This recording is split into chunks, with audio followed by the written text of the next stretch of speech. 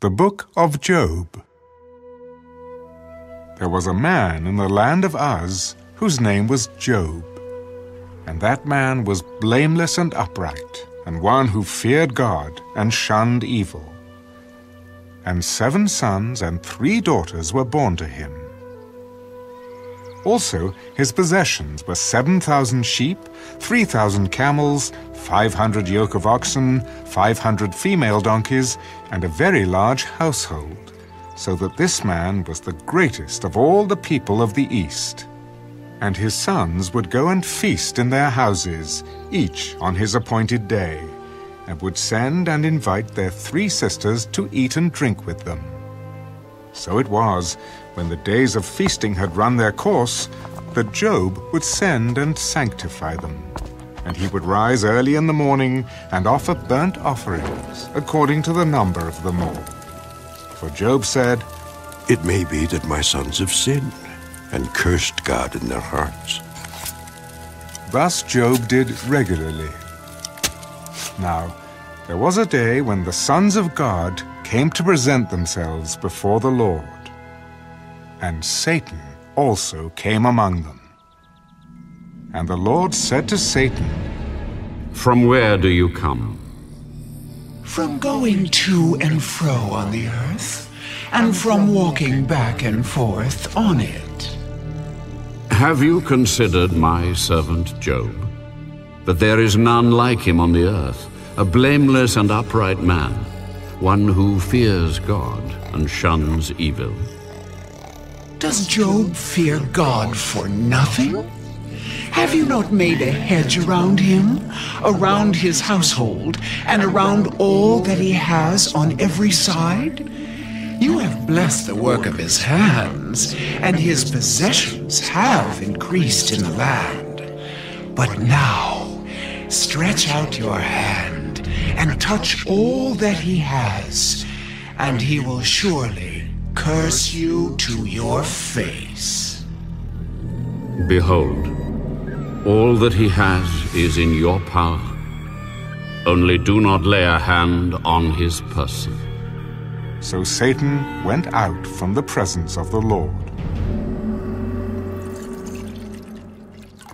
Now there was a day when his sons and daughters were eating and drinking wine in their oldest brother's house, and a messenger came to Job. The oxen were plowing, and the donkeys feeding beside them, when the Sabaeans raided them and took them away.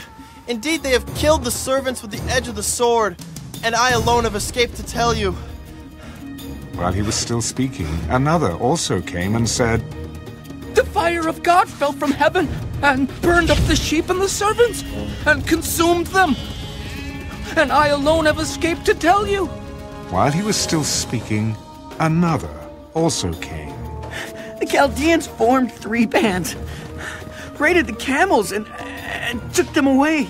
Yes, and killed the servants with the edge of the sword. And I alone have escaped to tell you." While he was still speaking, another also came. "Your sons and daughters were eating and drinking wine in their oldest brother's house, and suddenly a great wind came from across the wilderness and struck the 4 corners of the house, and it fell on the young people, and they are dead. And I alone have escaped to tell you." Then Job arose, tore his robe, and shaved his head, and he fell to the ground and worshipped. Naked I came from my mother's womb, and naked shall I return there. The Lord gave, and the Lord has taken away. Blessed be the name of the Lord. In all this, Job did not sin, nor charge God with wrong.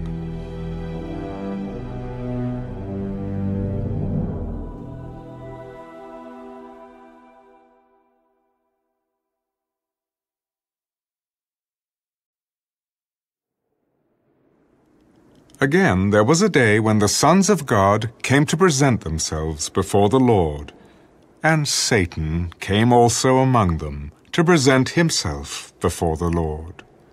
And the Lord said to Satan, From where do you come?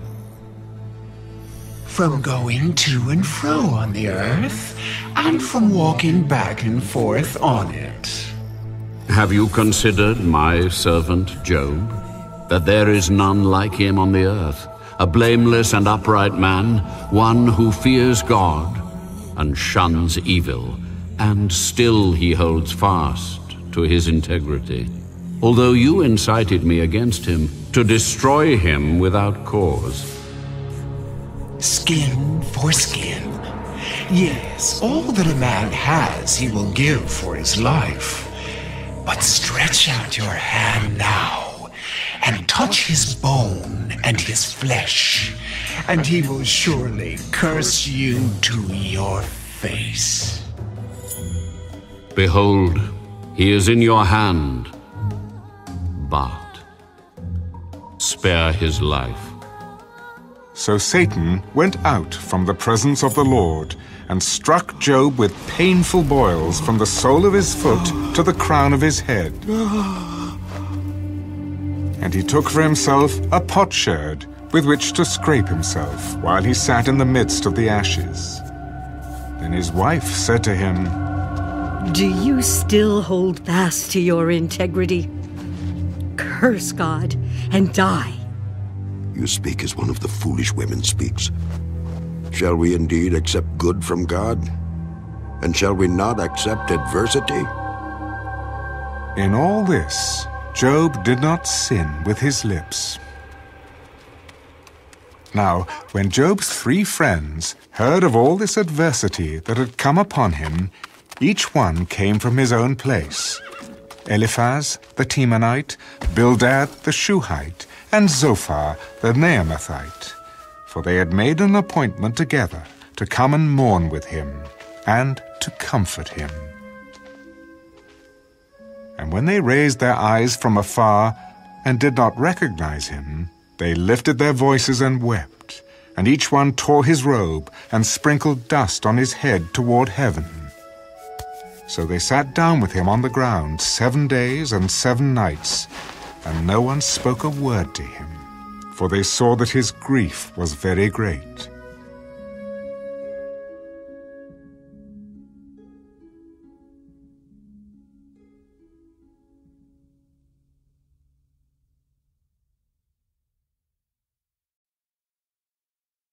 After this, Job opened his mouth and cursed the day of his birth. May the day perish on which I was born, and the night in which it was said, a male child is conceived. May that day be darkness.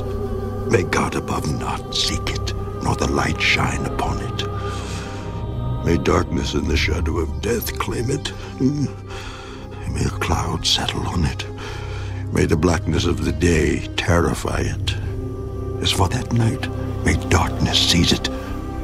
May it not rejoice among the days of the year. May it not come into the number of the months. Oh, may that night be barren. May no joyful shout come into it.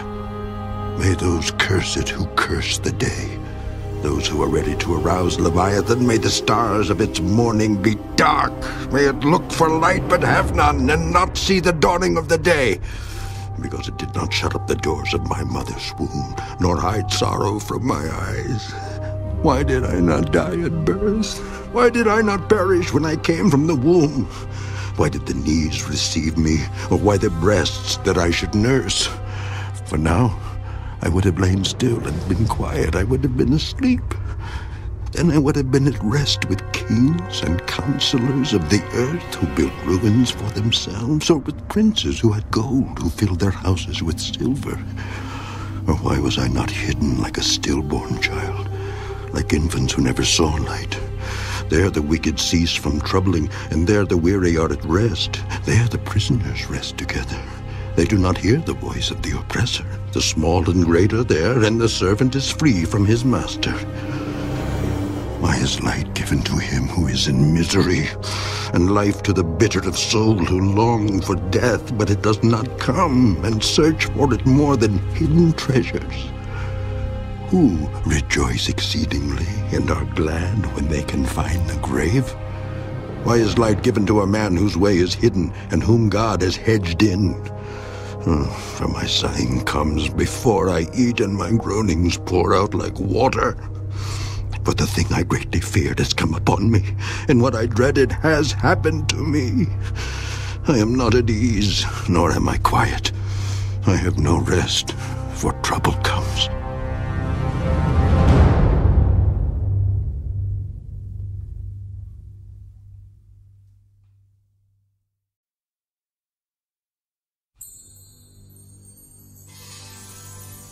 Then Eliphaz the Temanite answered, If one attempts a word with you, will you become weary? But who can withhold himself from speaking? Surely you have instructed many, and you have strengthened weak hands. Your words have upheld him who was stumbling, and you have strengthened the feeble knees. But now it comes upon you, and you are weary. It touches you, and you are troubled. Is not your reverence your confidence? And the integrity of your ways your hope?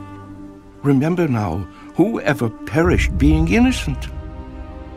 Or where were the upright ever cut off? Even as I have seen, those who plow iniquity and sow trouble reap the same. By the blast of God they perish, and by the breath of his anger they are consumed. The roaring of the lion, the voice of the fierce lion, and the teeth of the young lions are broken.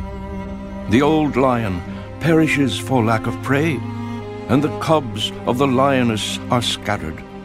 Now, a word was secretly brought to me, and my ear received a whisper of it. In disquieting thoughts from the visions of the night, when deep sleep falls on men, fear came upon me, and trembling, which made all my bones shake. Then a spirit passed before my face. The hair on my body stood up. It stood still, but I could not discern its appearance. A form was before my eyes. There was silence. Then I heard a voice saying, Can a mortal be more righteous than God? Can a man be more pure than his Maker? If he puts no trust in his servants, if he charges his angels with error, how much more those who dwell in houses of clay, whose foundation is in the dust, who are crushed before a moth? They are broken in pieces from morning till evening. They perish forever with no one regarding. Does not their own excellence go away? They die even without wisdom.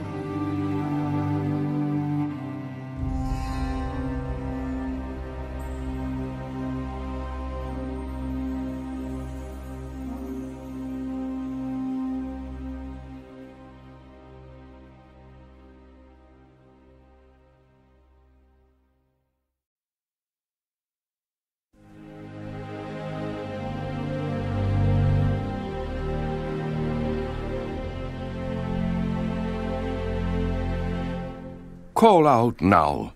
Is there anyone who will answer you? And to which of the holy ones will you turn? For wrath kills a foolish man, and envy slays a simple one. I have seen the foolish taking root, but suddenly I cursed his dwelling place. His sons are far from safety. They are crushed in the gate, and there is no deliverer. Because the hungry eat up his harvest, taking it even from the thorns, and a snare snatches their substance. For affliction does not come from the dust, nor does trouble spring from the ground. Yet man is born to trouble, as the sparks fly upward. But as for me, I would seek God, and to God I would commit my cause, who does great things and unsearchable, marvelous things without number. He gives rain on the earth and sends waters on the fields. He sets on high those who are lowly, and those who mourn are lifted to safety. He frustrates the devices of the crafty, so that their hands cannot carry out their plans. He catches the wise in their own craftiness, and the counsel of the cunning comes quickly upon them. They meet with darkness in the daytime, and grope at noontime as in the night. But he saves the needy from the sword, from the mouth of the mighty and from their hand. So the poor have hope, and injustice shuts her mouth. Behold, happy is the man whom God corrects. Therefore do not despise the chastening of the Almighty. For he bruises, but he binds up. He wounds, but his hands make whole. He shall deliver you in 6 troubles. Yes, in 7 no evil shall touch you. In famine he shall redeem you from death, and in war from the power of the sword. You shall be hidden from the scourge of the tongue, and you shall not be afraid of destruction when it comes. You shall laugh at destruction and famine, and you shall not be afraid of the beasts of the earth. For you shall have a covenant with the stones of the field, and the beasts of the field shall be at peace with you. You shall know that your tent is in peace. You shall visit your dwelling and find nothing amiss. You shall also know that your descendants shall be many, and your offspring like the grass of the earth. You shall come to the grave at a full age, as a sheaf of grain ripens in its season. Behold, this we have searched out. It is true. Hear it, and know for yourself.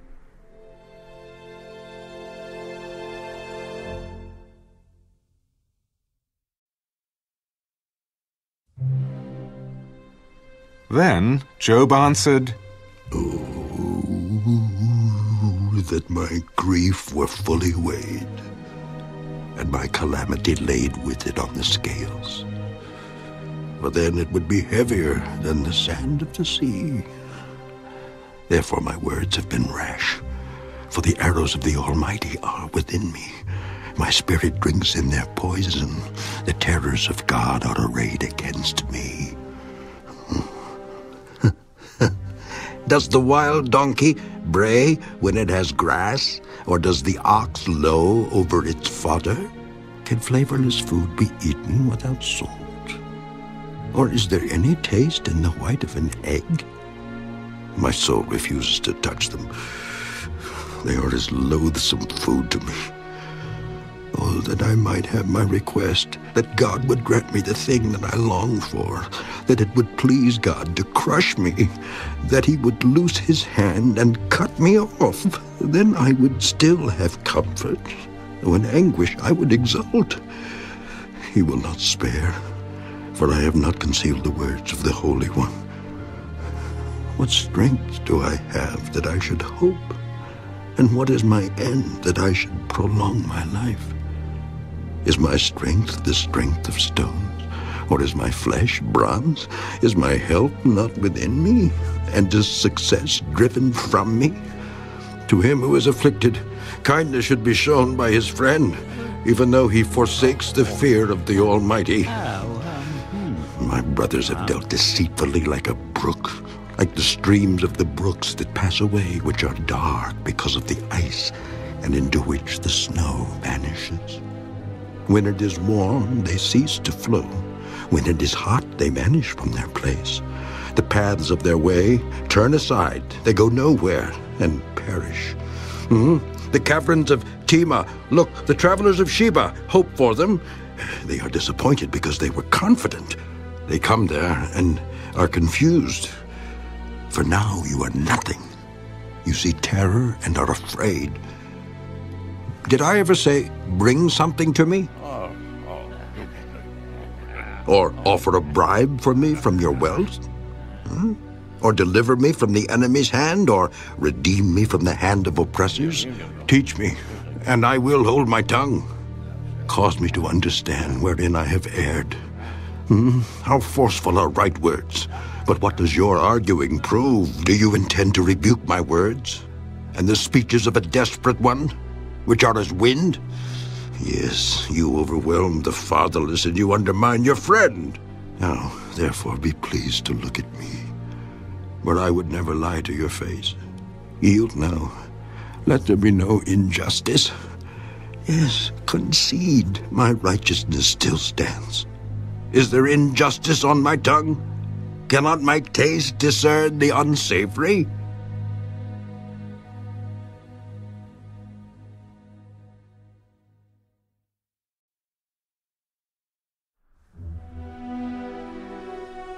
Is there not a time of hard service for man on earth? Are not his days also like the days of a hired man? Like a servant who earnestly desires the shade, and like a hired man who eagerly looks for his wages, so I have been allotted months of futility, and wearisome nights have been appointed to me. When I lie down, I say, when shall I arise, and the night be ended? For I've had my fill of tossing till dawn. My flesh is caked with worms and dust. My skin is cracked and breaks out afresh. My days are swifter than a weaver's shuttle, and are spent without hope. Oh, remember that my life is a breath. My eye will never again see good. The eye of him who sees me will see me no more. While your eyes are upon me, I shall no longer be. As the cloud disappears and vanishes away, so he who goes down to the grave does not come up. He shall never return to his house, nor shall his place know him any more. Therefore I will not restrain my mouth. I will speak in the anguish of my spirit. I will complain in the bitterness of my soul. Am I a sea or a sea serpent that you set a guard over me? When I say my bed will comfort me, my couch will ease my complaint, then you scare me with dreams and terrify me with visions, so that my soul chooses strangling and death rather than my body. I loathe my life. I would not live forever. Let me alone, for my days are but a breath. What is man, that you should exalt him, that you should set your heart on him, that you should visit him every morning and test him every moment? How long? Would you not look away from me and let me alone till I swallow my saliva? Have I sinned? What have I done to you, O watcher of men? Why have you set me as your target so that I am a burden to myself? Why then do you not pardon my transgression and take away my iniquity? But no, I will lie down in the dust, and you will seek me diligently, but I will no longer be.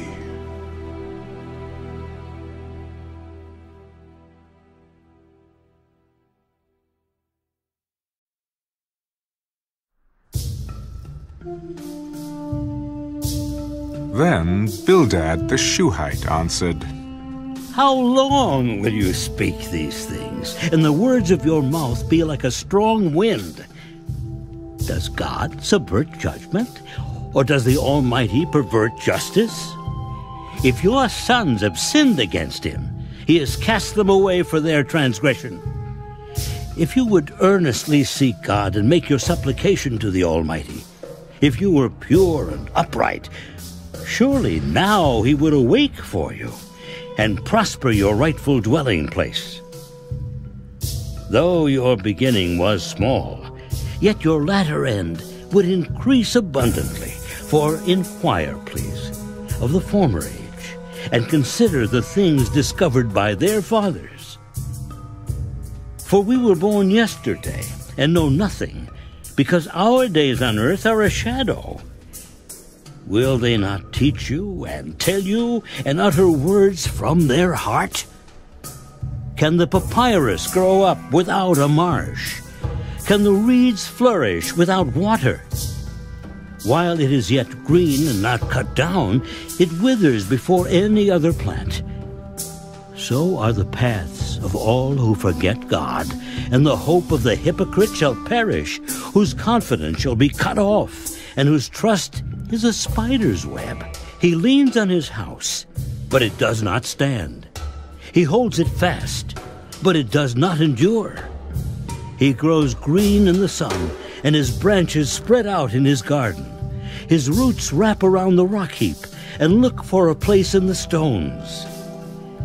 If he is destroyed from his place, then it will deny him, saying, I have not seen you. Behold, this is the joy of his way, and out of the earth others will grow. Behold, God will not cast away the blameless, nor will he uphold the evildoers.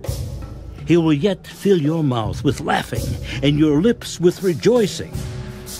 Those who hate you will be clothed with shame, and the dwelling place of the wicked will come to nothing.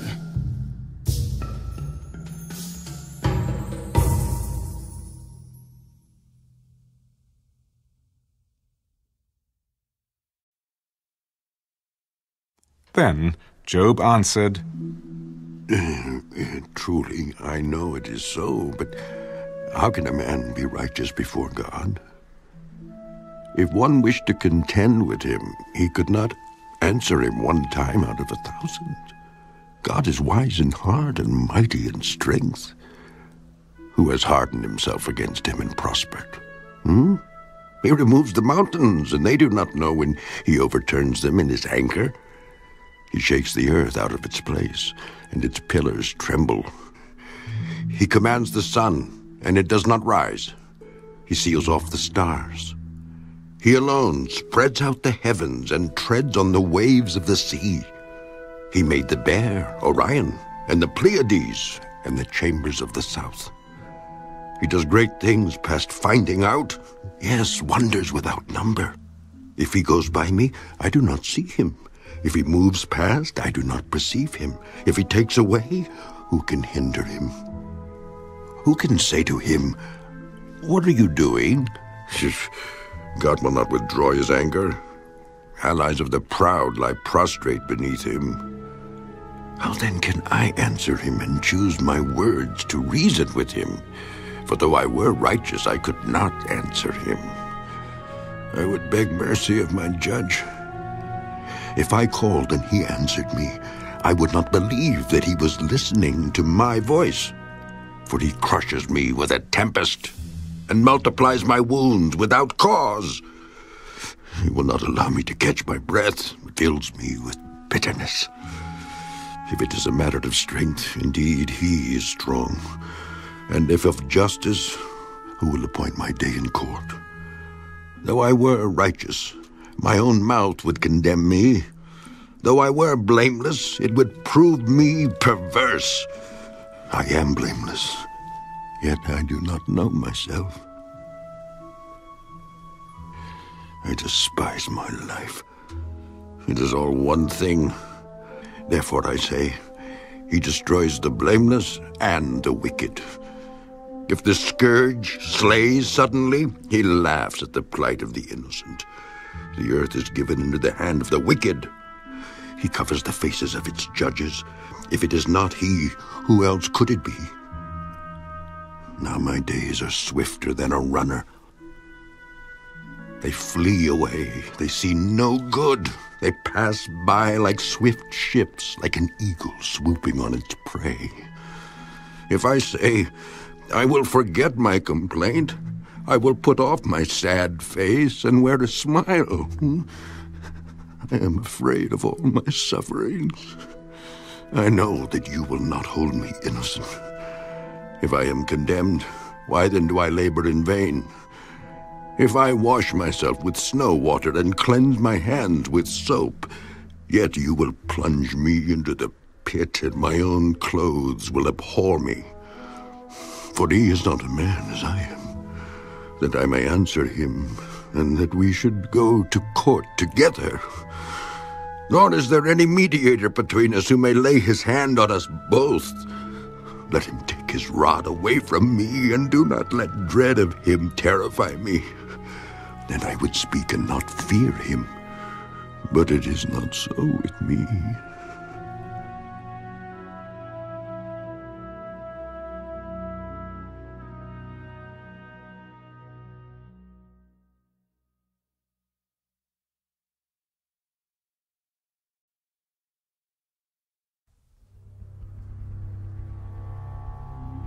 My soul loathes my life. I will give free course to my complaint. I will speak in the bitterness of my soul. I will say to God, do not condemn me, Show me why you contend with me. Does it seem good to you that you should oppress, that you should despise the work of your hands and smile on the counsel of the wicked? Do you have eyes of flesh, or do you see as man sees? Are your days like the days of a mortal man? Are your years like the days of a mighty man, that you should seek for my iniquity and search out my sin, although you know that I am not wicked, and there is no one who can deliver from your hand? Your hands have made me and fashioned me in intricate unity, yet you would destroy me. Remember, I pray, that you have made me like clay, and will you turn me into dust again? Did you not pour me out like milk, and curdle me like cheese, clothe me with skin and flesh, and knit me together with bones and sinews? You have granted me life and favor, and your care has preserved my spirit. And these things you have hidden in your heart. I know that this was with you. If I sin, then you mark me, and will not acquit me of my iniquity. If I am wicked, woe to me. Even if I am righteous, I cannot lift up my head. I am full of disgrace. See my misery. If my head is exalted, you hurt me like a fierce lion, and again you show yourself awesome against me. You renew your witnesses against me and increase your indignation toward me. Changes and war are ever with me. Why then have you brought me out of the womb? Oh, that I had perished, and no eye had seen me. I would have been as though I had not been. I would have been carried from the womb to the grave. Are not my days few? Cease. Leave me alone, that I may take a little comfort before I go to the place from which I shall not return, to the land of darkness and the shadow of death. A land as dark as darkness itself, as the shadow of death, without any order, where even the light is like darkness.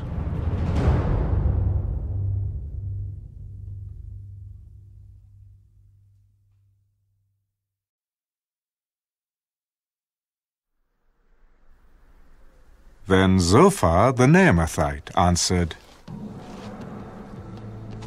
Should not the multitude of words be answered? And should a man full of talk be vindicated? Should your empty talk make men hold their peace? And when you mock, should no one rebuke you? For you have said, My doctrine is pure, and I am clean in your eyes. But oh, that God would speak and open his lips against you, that he would show you the secrets of wisdom, for they would double your prudence. Know therefore that God exacts from you less than your iniquity deserves. Can you search out the deep things of God? Can you find out the limits of the Almighty? They are higher than heaven. What can you do? Deeper than Sheol. What can you know? Their measure is longer than the earth and broader than the sea. If he passes by, imprisons, and gathers to judgment, then who can hinder him? For he knows deceitful men. He sees wickedness also. Will he not then consider it? For an empty-headed man will be wise when a wild donkey's colt is born a man. If you would prepare your heart and stretch out your hands toward him. If iniquity were in your hand, and you put it far away, and would not let wickedness dwell in your tents, then surely you could lift up your face without spot. Yes, you could be steadfast and not fear, because you would forget your misery and remember it as waters that have passed away, and your life would be brighter than noonday. Though you were dark, you would be like the morning, and you would be secure because there is hope. Yes, you would dig around you and take your rest in safety. You would also lie down, and no one would make you afraid. Yes, many would court your favor, but the eyes of the wicked will fail, and they shall not escape. And their hope, loss of life.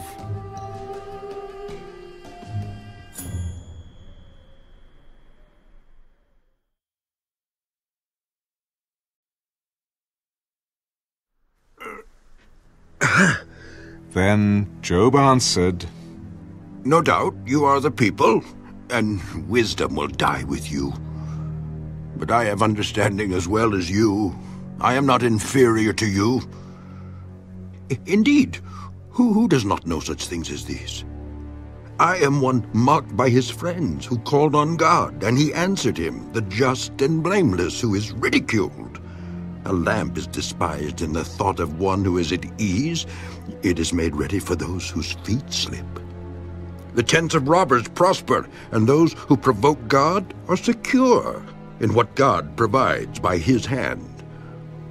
But now, ask the beasts, and they will teach you, and the birds of the air, and they will tell you, or speak to the earth, and it will teach you, and the fish of the sea will explain to you. Who among all these does not know that the hand of the Lord has done this, in whose hand is the life of every living thing and the breath of all mankind? Does not the ear test words and the mouth taste its food? Wisdom is with aged men, and with length of days, understanding. With him are wisdom and strength. He has counsel and understanding. If he breaks a thing down, it cannot be rebuilt. If he imprisons a man, there can be no release. If he withholds the waters, they dry up. If he sends them out, they overwhelm the earth. With him are strength and prudence. The deceived and the deceiver are his. He leads counselors away plundered and makes fools of the judges. He loosens the bonds of kings and binds their waist with a belt. He leads princes away plundered and overthrows the mighty. He deprives the trusted ones of speech and takes away the discernment of the elders. He pours contempt on princes and disarms the mighty. He uncovers deep things out of darkness and brings the shadow of death to light. He makes nations great and destroys them. He enlarges nations and guides them. He takes away the understanding of the chiefs of the people of the earth and makes them wander in a pathless wilderness. They grope in the dark without light, and he makes them stagger like a drunken man.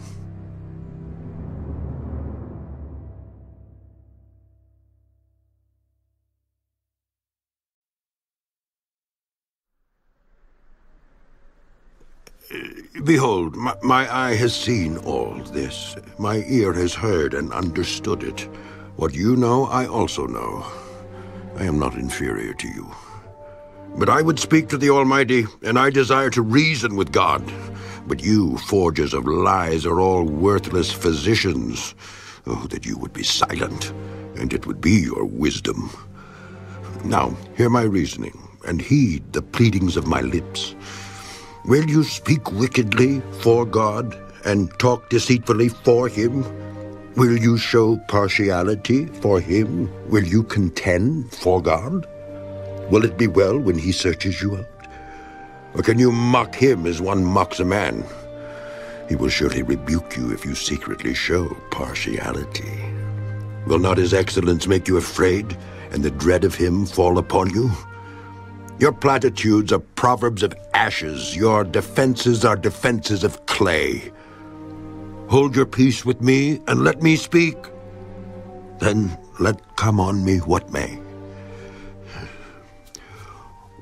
Why do I take my flesh in my teeth, and put my life in my hands? Though he slay me, yet will I trust him. Even so, I will defend my own ways before him. He also shall be my salvation, for a hypocrite could not come before him. Listen carefully to my speech and to my declaration with your ears. See now, I have prepared my case. I know that I shall be vindicated. Who is he who will contend with me?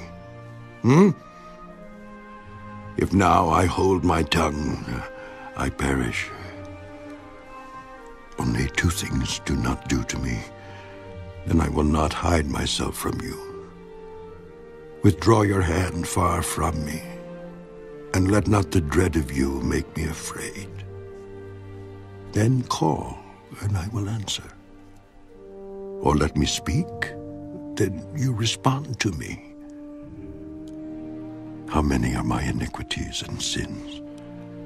Make me know my transgression and my sin. Why do you hide your face and regard me as your enemy? Would you frighten a leaf driven to and fro? And will you pursue dry stubble? For you write bitter things against me, and make me inherit the iniquities of my youth. You put my feet in the stocks and watch closely all my paths. You set a limit for the soles of my feet. Man decays like a rotten thing, like a garment that is moth-eaten.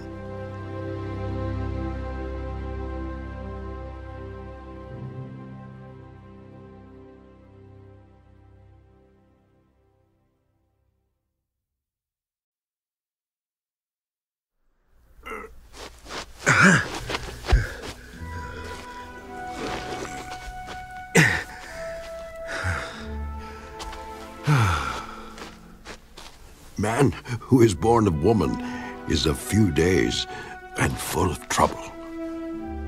He comes forth like a flower and fades away. He flees like a shadow and does not continue. And do you open your eyes on such a one and bring me to judgment with yourself? Who can bring a clean thing out of an unclean? No one. Since his days are determined, the number of his months is with you. You have appointed his limit so that he cannot pass. Look away from him that he may rest, till like a hired man he finishes his day. For there is hope for a tree, if it is cut down, that it will sprout again, and that its tender shoots will not cease. Though its root may grow old in the earth, and its stump may die in the ground, yet at the scent of water it will bud and bring forth branches like a plant. But man dies and is laid away. Indeed, he breathes his last, and where is he? As water disappears from the sea, and the river becomes parched and dries up, so man lies down and does not rise. Till the heavens are no more, they will not awake nor be roused from their sleep. Oh, that you would hide me in the grave, that you would conceal me until your wrath is past, that you would appoint me a set time and remember me. If a man dies, shall he live again? All the days of my hard service I will wait till my change comes. You shall call, and I will answer you. You shall desire the work of your hands, for now you number my steps, but do not watch over my sin. My transgression is sealed up in a bag, and you cover my iniquity. But as a mountain falls and crumbles away, and as a rock is moved from its place, as water wears away stones, and as torrents wash away the soil of the earth, so you destroy the hope of man. You prevail forever against him, and he passes on. You change his countenance and send him away. His sons come to honor, and he does not know it. They are brought low, and he does not perceive it.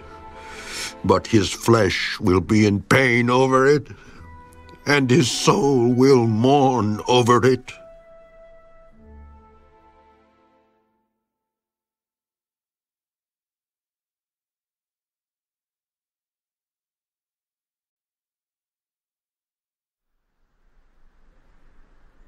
Then Eliphaz the Temanite answered, Should a wise man answer with empty knowledge and fill himself with the east wind?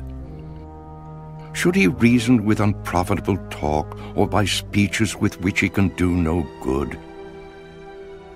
Yes, you cast off fear and restrain prayer before God. For your iniquity teaches your mouth, and you choose the tongue of the crafty. Your own mouth condemns you, and not I. Yes, your own lips testify against you. Are you the first man who was born? Or were you made before the hills? Have you heard the counsel of God? Do you limit wisdom to yourself? What do you know that we do not know? What do you understand that is not in us? Both the gray-haired and the aged are among us, much older than your father. Are the consolations of God too small for you, and the words spoken gently with you? Why does your heart carry you away, and what do your eyes wink at, that you turn your spirit against God, and let such words go out of your mouth? What is man that he could be pure? And he who is born of a woman, that he could be righteous? If God puts no trust in his saints, and the heavens are not pure in his sight, how much less man, who is abominable and filthy, who drinks iniquity like water? I will tell you, hear me. What I have seen, I will declare. What wise men have told, not hiding anything received from their fathers, to whom alone the land was given, and no alien passed among them. The wicked man writhes with pain all his days, and the number of years is hidden from the oppressor. Dreadful sounds are in his ears. In prosperity the destroyer comes upon him. He does not believe that he will return from darkness, for a sword is waiting for him. He wanders about for bread, saying, Where is it? He knows that a day of darkness is ready at his hand. Trouble and anguish make him afraid. They overpower him like a king ready for battle. For he stretches out his hand against God, and acts defiantly against the Almighty, running stubbornly against him with his strong embossed shield. Though he has covered his face with his fatness, and made his waist heavy with fat, he dwells in desolate cities, in houses which no one inhabits, which are destined to become ruins. He will not be rich, nor will his wealth continue, nor will his possessions overspread the earth. He will not depart from darkness. The flame will dry out his branches, and by the breath of his mouth he will go away. Let him not trust in futile things, deceiving himself, for futility will be his reward. It will be accomplished before his time, and his branch will not be green. He will shake off his unripe grape like a vine, and cast off his blossom like an olive tree. For the company of hypocrites will be barren, and fire will consume the tents of bribery. They conceive trouble and bring forth futility. Their womb prepares deceit.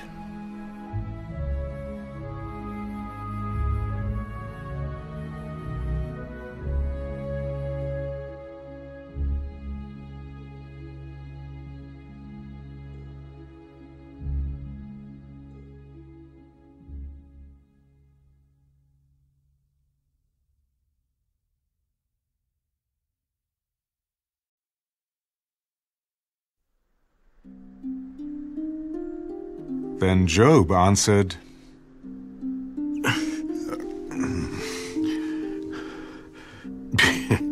I have heard many such things. Miserable comforters are you all. Shall words of wind have an end? Or what provokes you that you answer? I also could speak as you do, if your soul were in my soul's place. I could heap up words against you and shake my head at you, but I would strengthen you with my mouth, and the comfort of my lips would relieve your grief. Though I speak, my grief is not relieved. And if I remain silent, how am I eased? But now he has worn me out. You have made desolate all my company. You have shriveled me up, and it is a witness against me. My leanness rises up against me and bears witness to my face. He tears me in his wrath and hates me. He gnashes at me with his teeth. My adversary sharpens his gaze on me. They gape at me with their mouth. They strike me reproachfully on the cheek. They gather together against me. God has delivered me to the ungodly and turned me over to the hands of the wicked. I was at ease, but he has shattered me. He also has taken me by my neck and shaken me to pieces. He has set me up for his target. His archers surround me. He pierces my heart and does not pity. He pours out my gall on the ground. He breaks me with wound upon wound. He runs at me like a warrior. I have sewn sackcloth over my skin and laid my head in the dust. My face is flushed from weeping, and on my eyelids is the shadow of death. Although no violence is in my hands, and my prayer is pure. O earth, do not cover my blood, and let my cry have no resting place. Surely even now my witness is in heaven, and my evidence is on high. My friends scorn me. My eyes pour out tears to God. Oh, that one might plead for a man with God, as a man pleads for his neighbor. For when a few years are finished, I shall go the way of no return.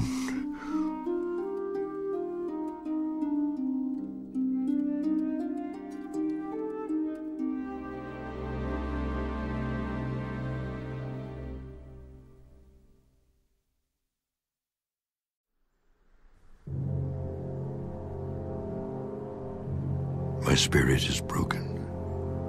My days are extinguished. The grave is ready for me. Are not mockers with me? And does not my eye dwell on their provocation? Now put down a pledge for me with yourself. Who is he who will shake hands with me? For you have hidden their heart from understanding. Therefore you will not exalt them. He who speaks flattery to his friends, even the eyes of his children will fail. But he has made me a byword of the people, and I have become one in whose face men spit. My eye has also grown dim because of sorrow, and all my members are like shadows. Upright men are astonished at this, and the innocent stirs himself up against the hypocrite. Yet the righteous will hold to his way, and he who has clean hands will be stronger and stronger. But please, come back again, all of you, for I shall not find one wise man among you. My days are past, my purposes are broken off, even the thoughts of my heart. I change the night into day. The light is near, they say, in the face of darkness. If I wait for the grave as my house, if I make my bed in the darkness, if I say to corruption, you are my father, and to the worm, you are my mother and my sister, where then is my hope? As for my hope, who can see it? Will they go down to the gates of Sheol? Shall we have rest together in the dust?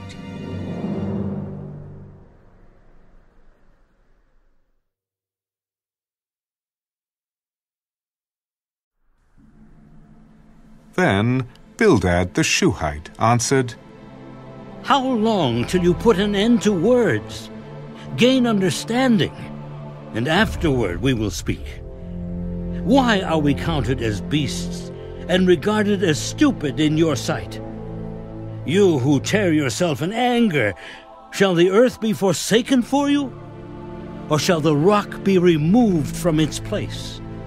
The light of the wicked indeed goes out, and the flame of his fire does not shine. The light is dark in his tent, and his lamp beside him is put out. The steps of his strength are shortened, and his own counsel casts him down. For he is cast into a net by his own feet, and he walks into a snare. The net takes him by the heel, and a snare lays hold of him. A noose is hidden for him on the ground, and a trap for him in the road. Terrors frighten him on every side, and drive him to his feet. His strength is starved, and destruction is ready at his side. It devours patches of his skin. The firstborn of death devours his limbs. He is uprooted from the shelter of his tent, and they parade him before the King of Terrors. They dwell in his tent who are none of his. Brimstone is scattered on his dwelling. His roots are dried out below, and his branch withers above. The memory of him perishes from the earth, and he has no name among the renowned. He is driven from light into darkness, and chased out of the world. He has neither son nor posterity among his people, nor any remaining in his dwellings.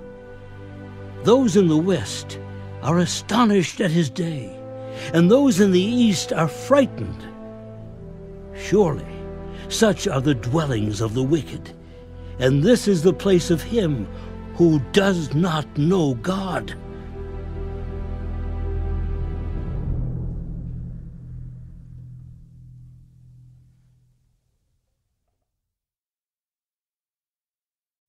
Then Job answered, How long will you torment my soul and break me in pieces with words? These 10 times you have reproached me. You are not ashamed that you have wronged me. And if indeed I have erred, my error remains with me. If indeed you exalt yourselves against me and plead my disgrace against me, know then that God has wronged me and has surrounded me with his net. If I cry out concerning wrong, I am not heard. If I cry aloud, there is no justice. He has fenced up my way so that I cannot pass, and he has set darkness in my paths. He has stripped me of my glory and taken the crown from my head. He breaks me down on every side, and I am gone. My hope he has uprooted like a tree. He has also kindled his wrath against me, and he counts me as one of his enemies. His troops come together and build up their road against me. They encamp all around my tent. He has removed my brothers far from me, and my acquaintances are completely estranged from me. My relatives have failed, and my close friends have forgotten me. Those who dwell in my house and my maidservants count me as a stranger. I am an alien in their sight. I call my servant, but he gives no answer. I beg him with my mouth. My breath is offensive to my wife, and I am repulsive to the children of my own body. Even young children despise me. I arise and they speak against me. All my close friends abhor me, and those whom I love have turned against me. My bone clings to my skin and to my flesh, and I have escaped by the skin of my teeth.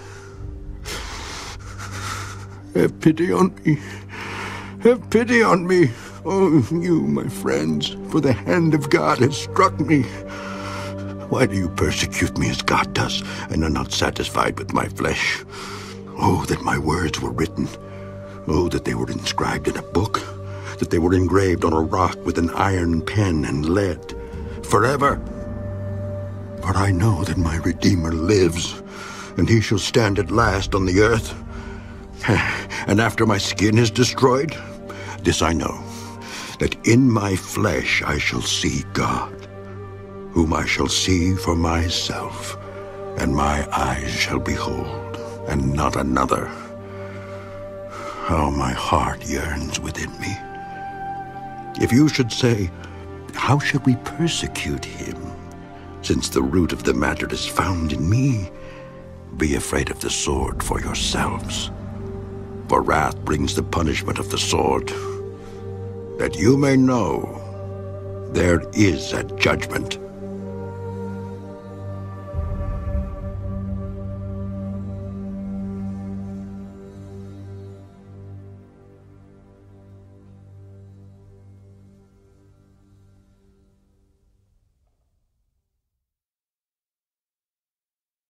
Then Zophar the Naamathite answered, Therefore, my anxious thoughts make me answer, because of the turmoil within me.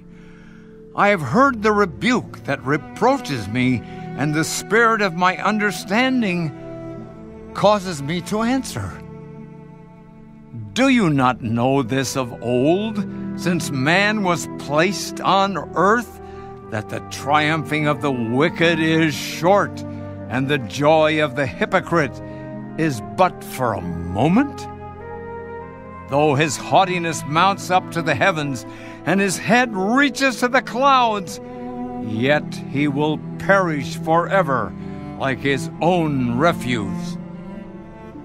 Those who have seen him will say, "Where is he?" He will fly away like a dream and not be found. Yes, he will be chased away like a vision of the night.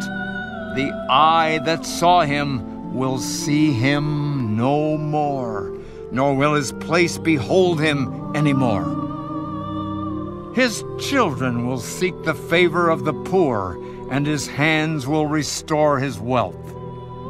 His bones are full of his youthful vigor, but it will lie down with him in the dust. Though evil is sweet in his mouth, and he hides it under his tongue, though he spares it and does not forsake it, but still keeps it in his mouth, yet his food in his stomach turns sour. It becomes cobra venom within him. He swallows down riches and vomits them up again. God casts them out of his belly. He will suck the poison of cobras. The viper's tongue will slay him. He will not see the streams, the rivers flowing with honey and cream. He will restore that for which he labored and will not swallow it down. From the proceeds of business, he will get no enjoyment, for he has oppressed and forsaken the poor. He has violently seized a house which he did not build. Because he knows no quietness in his heart, he will not save anything he desires. Nothing is left for him to eat, therefore his well-being will not last. In his self-sufficiency, he will be in distress. Every hand of misery will come against him. When he is about to fill his stomach, God will cast on him the fury of his wrath and will rain it on him while he is eating. He will flee from the iron weapon. A bronze bow will pierce him through.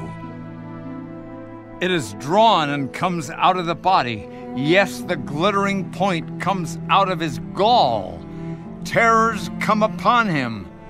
Total darkness is reserved for his treasures.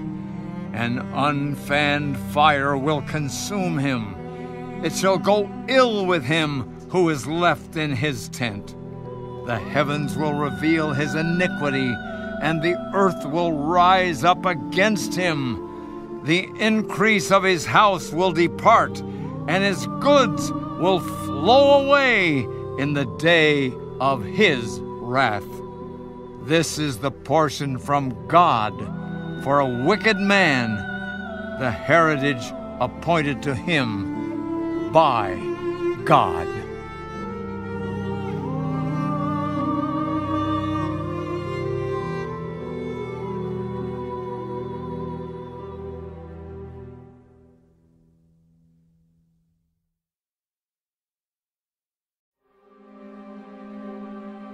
Then Job answered,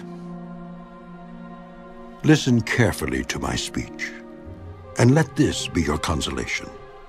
Bear with me that I may speak, and after I have spoken, keep mocking.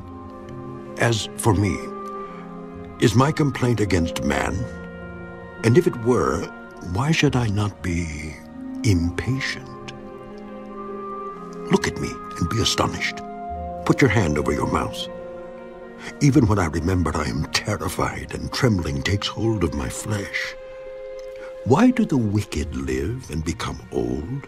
Yes, become mighty in power. Their descendants are established with them in their sight, and their offspring before their eyes. Their houses are safe from fear, neither is the rod of God upon them. Their bull breeds without failure, their cow calves without miscarriage. They send forth their little ones like a flock, and their children dance.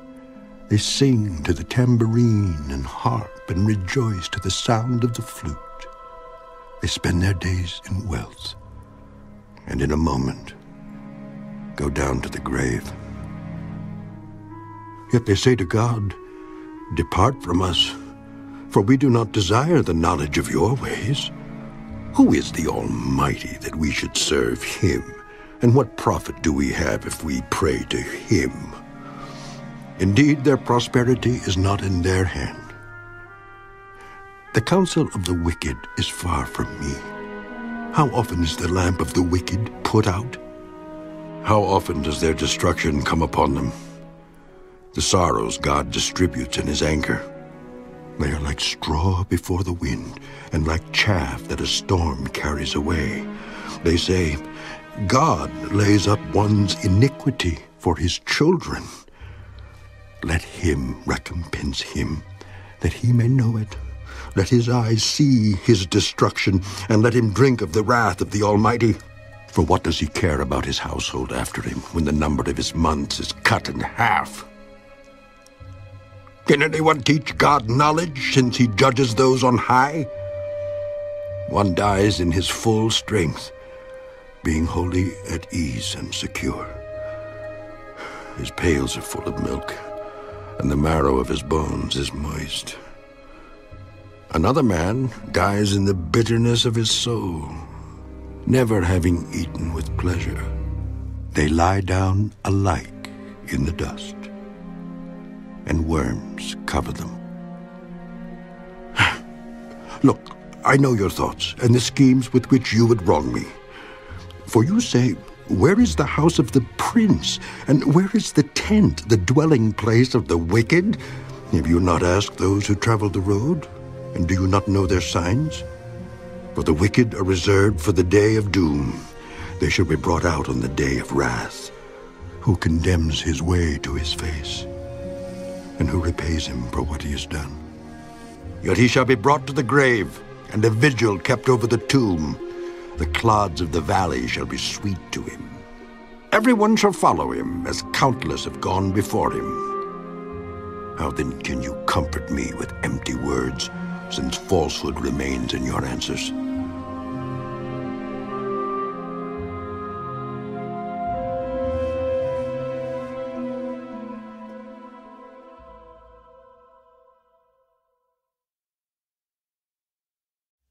Then Eliphaz the Temanite answered, Can a man be profitable to God, though he who is wise may be profitable to himself?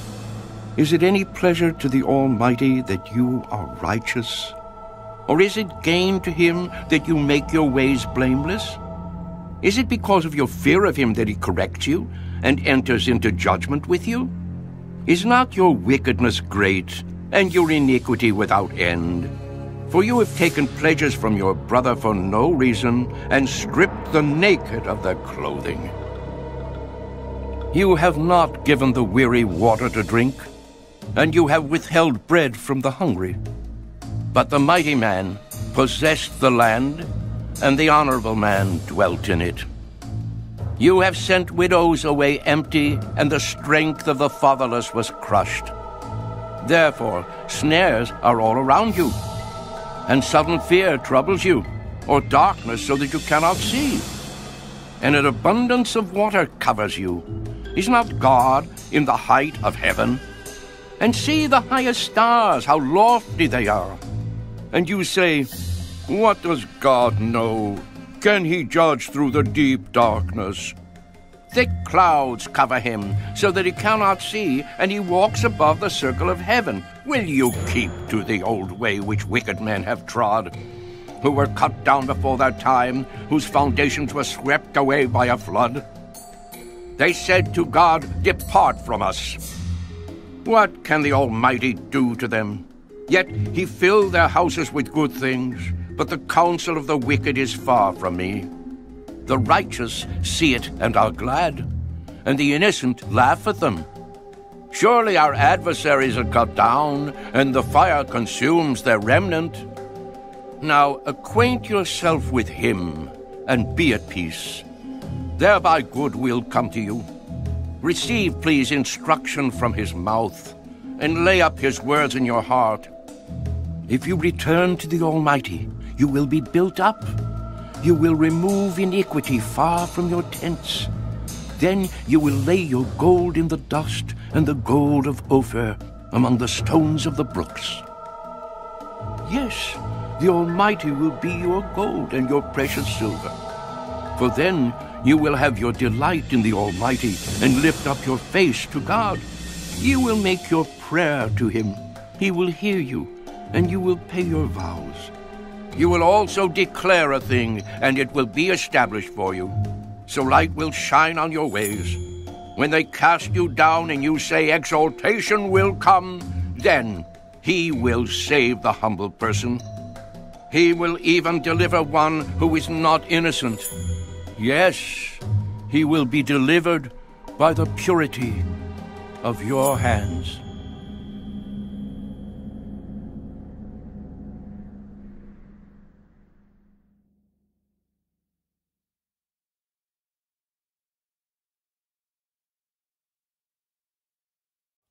Then Job answered,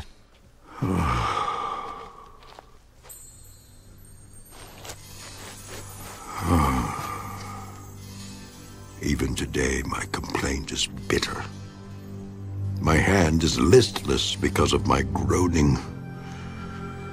Oh, that I knew where I might find him, that I might come to his seat. I would present my case before him and fill my mouth with arguments.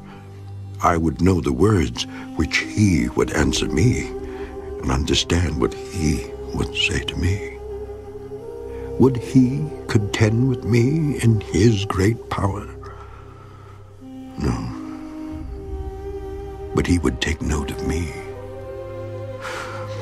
There the upright could reason with him, and I would be delivered forever from my judge. Look, I go forward, but he is not there, and backward, but I cannot perceive him. When he works on the left hand, I cannot behold him. When he turns to the right hand, I cannot see him. But he knows the way that I take. When he has tested me, I shall come forth as gold. My foot is held fast to his steps. I have kept his way and not turned aside. I have not departed from the commandment of his lips. I have treasured the words of his mouth more than my necessary food.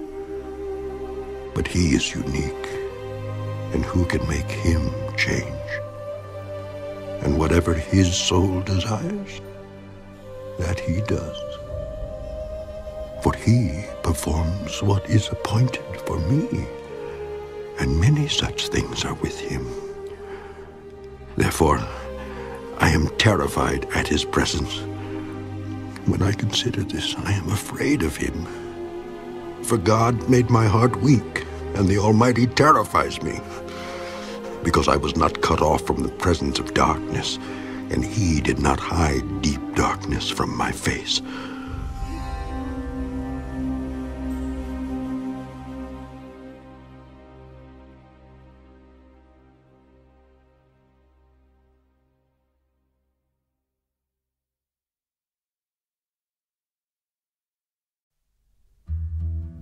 Since times are not hidden from the Almighty, why do those who know him see not his days?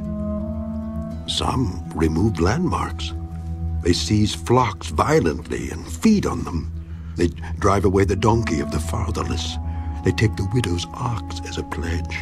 They push the needy off the road. All the poor of the land are forced to hide. Indeed, like wild donkeys in the desert, they go out to their work searching for food. The wilderness yields food for them and for their children. They gather their fodder in the field and glean in the vineyard of the wicked. They spend the night naked without clothing and have no covering in the cold. They are wet with the showers of the mountains and huddle around the rock for want of shelter. Some snatch the fatherless from the breast and take a pledge from the poor. They cause the poor to go naked without clothing, and they take away the sheaves from the hungry. They press out oil within their walls and tread wine presses, yet suffer thirst. The dying groan in the city, and the souls of the wounded cry out, yet God does not charge them with wrong. There are those who rebel against the light. They do not know its ways, nor abide in its paths. The murderer rises with the light. He kills the poor and needy, and in the night he is like a thief. The eye of the adulterer waits for the twilight, saying, no eye will see me, and he disguises his face. In the dark, they break into houses which they mark for themselves in the daytime. They do not know the light, for the morning is the same to them as the shadow of death.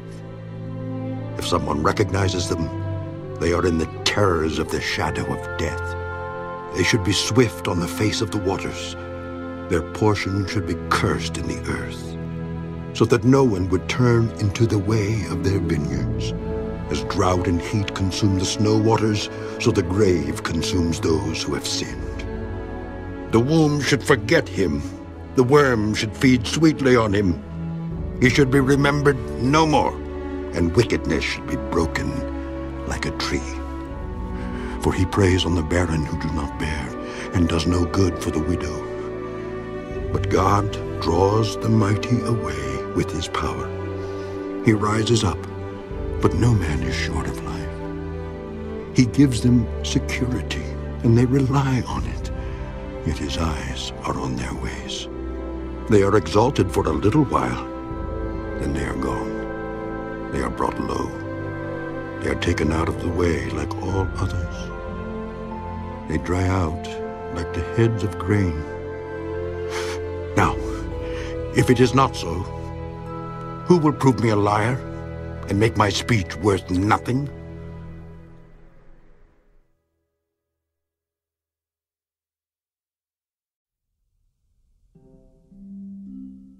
Then Bildad the Shuhite answered, Dominion and fear belong to him. He makes peace in his high places. Is there any number to his armies? Upon whom does his light not rise?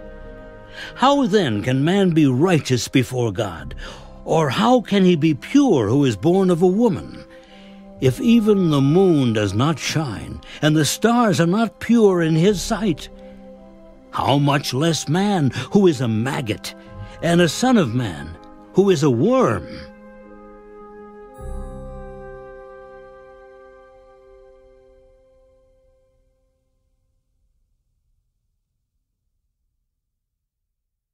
But Job answered, How have you helped him who is without power? How have you saved the arm that has no strength? How have you counseled one who has no wisdom? And how have you declared sound advice to many? To whom have you uttered words, and whose spirit came from you? The dead tremble, those under the waters and those inhabiting them. Sheol is naked before him, and destruction has no covering. He stretches out the north over empty space. He hangs the earth on nothing. He binds up the water in his thick clouds, yet the clouds are not broken under it. He covers the face of his throne and spreads his cloud over it. He drew a circular horizon on the face of the waters, at the boundary of light and darkness. The pillars of heaven tremble and are astonished at his rebuke. He stirs up the sea with his power, and by his understanding he breaks up the storm. By his spirit he adorned the heavens. His hand pierced the fleeing serpent. Indeed, these are the mere edges of his ways, and how small a whisper we hear of him. But the thunder of his power, who can understand?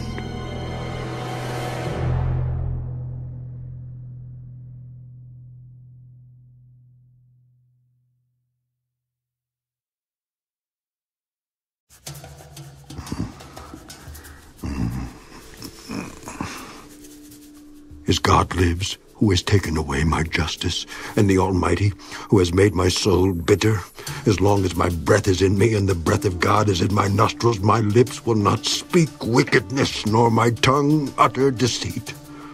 Far be it from me that I should say you are right. Till I die, I will not put away my integrity from me. My righteousness I hold fast, and will not let it go. My heart shall not reproach me as long as I live. May my enemy be like the wicked, and he who rises up against me like the unrighteous. For what is the hope of the hypocrite? Though he may gain much, if God takes away his life.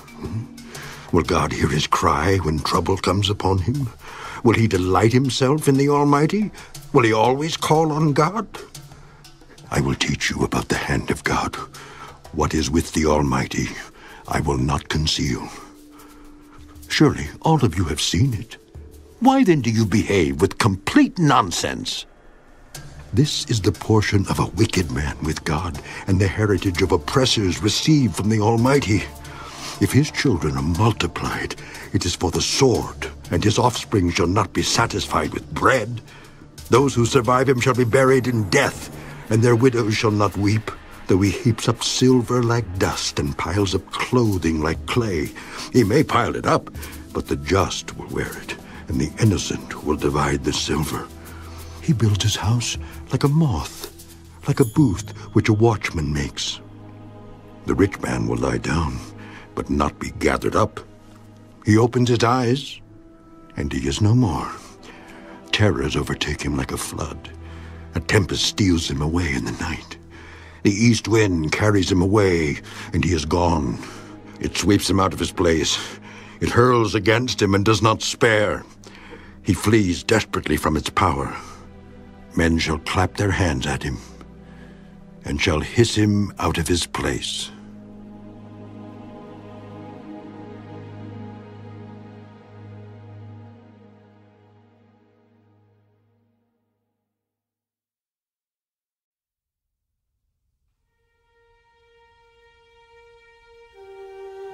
Surely there is a mine for silver, and a place where gold is refined.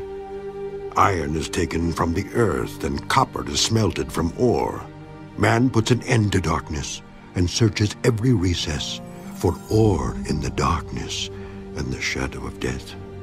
He breaks open a shaft away from people. In places forgotten by feet, they hang far away from men. They swing to and fro. As for the earth, from it comes bread, but underneath it is turned up as by fire. Its stones are the source of sapphires, and it contains gold dust. That path no bird knows, nor has the falcon's eye seen it. The proud lions have not trodden it, nor has the fierce lion passed over it. He puts his hand on the flint. He overturns the mountains at the roots. He cuts out channels in the rocks, and his eye sees every precious thing. He dams up the streams from trickling. What is hidden he brings forth to light. But where can wisdom be found? And where is the place of understanding? Man does not know its value, nor is it found in the land of the living. The deep says, "It is not in me," and the sea says, "It is not with me." It cannot be purchased for gold, nor can silver be weighed for its price. It cannot be valued in the gold of Ophir, in precious onyx or sapphire. Neither gold nor crystal can equal it, nor can it be exchanged for jewelry of fine gold. No mention shall be made of coral or quartz, for the price of wisdom is above rubies. The topaz of Ethiopia cannot equal it, nor can it be valued in pure gold. From where, then, does wisdom come? And where is the place of understanding? It is hidden from the eyes of all living, and concealed from the birds of the air. Destruction and death say, "We have heard a report about it with our ears." God understands its way, and he knows its place. For he looks to the ends of the earth and sees under the whole heavens, to establish a weight for the wind and apportion the waters by measure. When he made a law for the rain and a path for the thunderbolt, then he saw wisdom and declared it.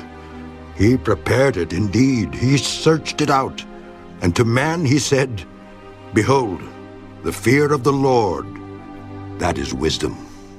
And to depart from evil is understanding.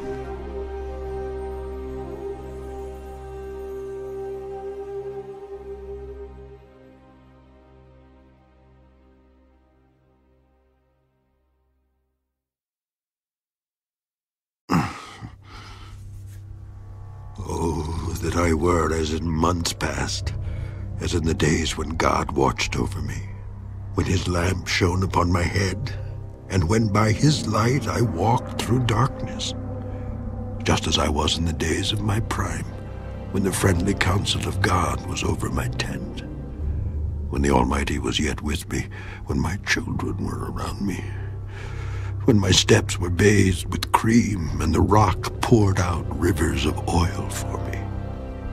When I went out to the gate by the city, when I took my seat in the open square, the young men saw me and hid, and the aged arose and stood. The princes refrained from talking and put their hand on their mouths. The voice of nobles was hushed, and their tongue stuck to the roof of their mouths.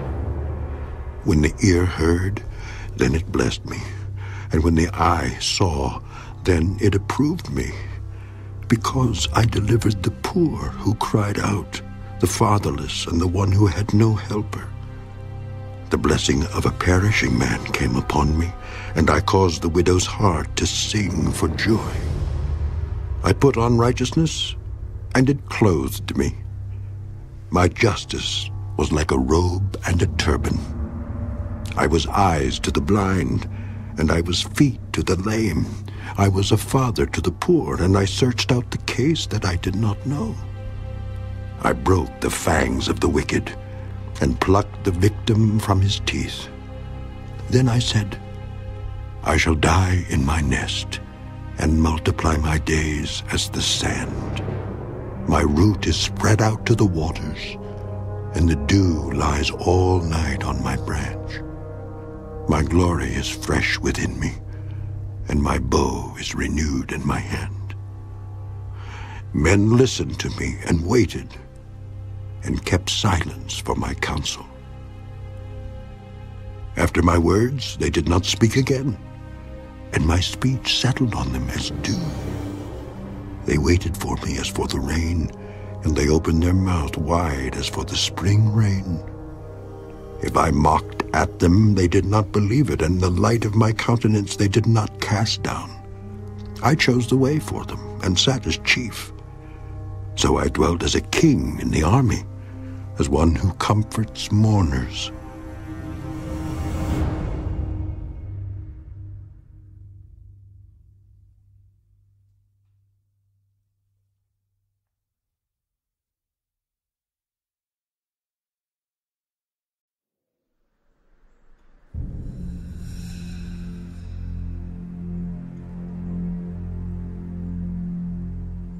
But now they mock at me, men younger than I, whose fathers I disdain to put with the dogs of my flock.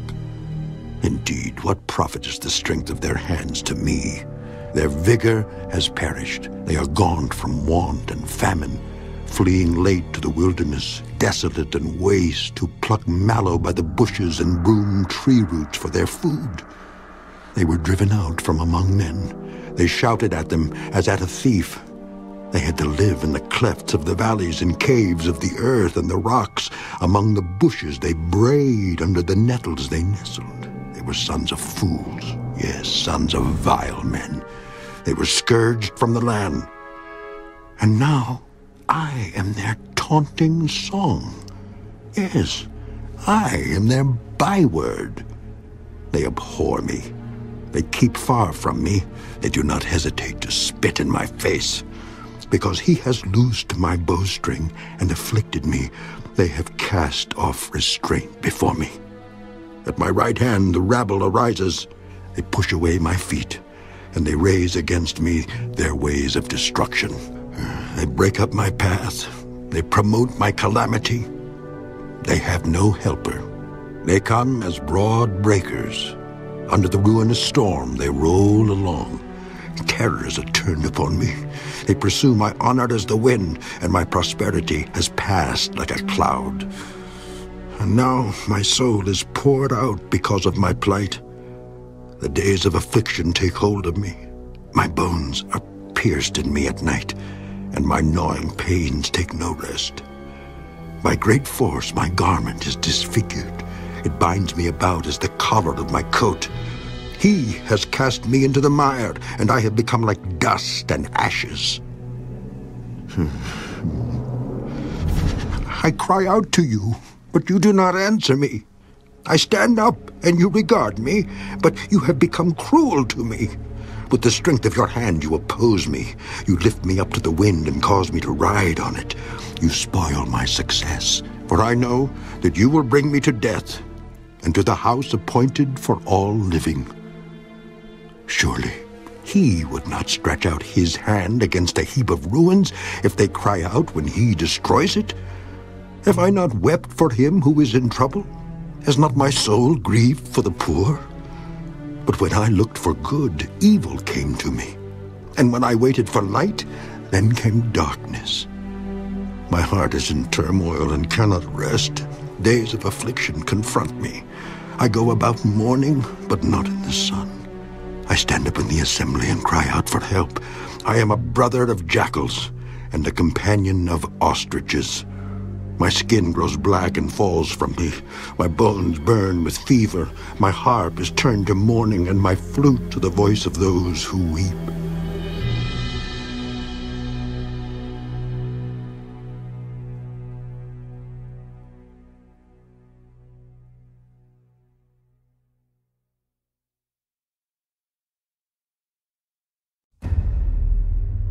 I have made a covenant with my eyes.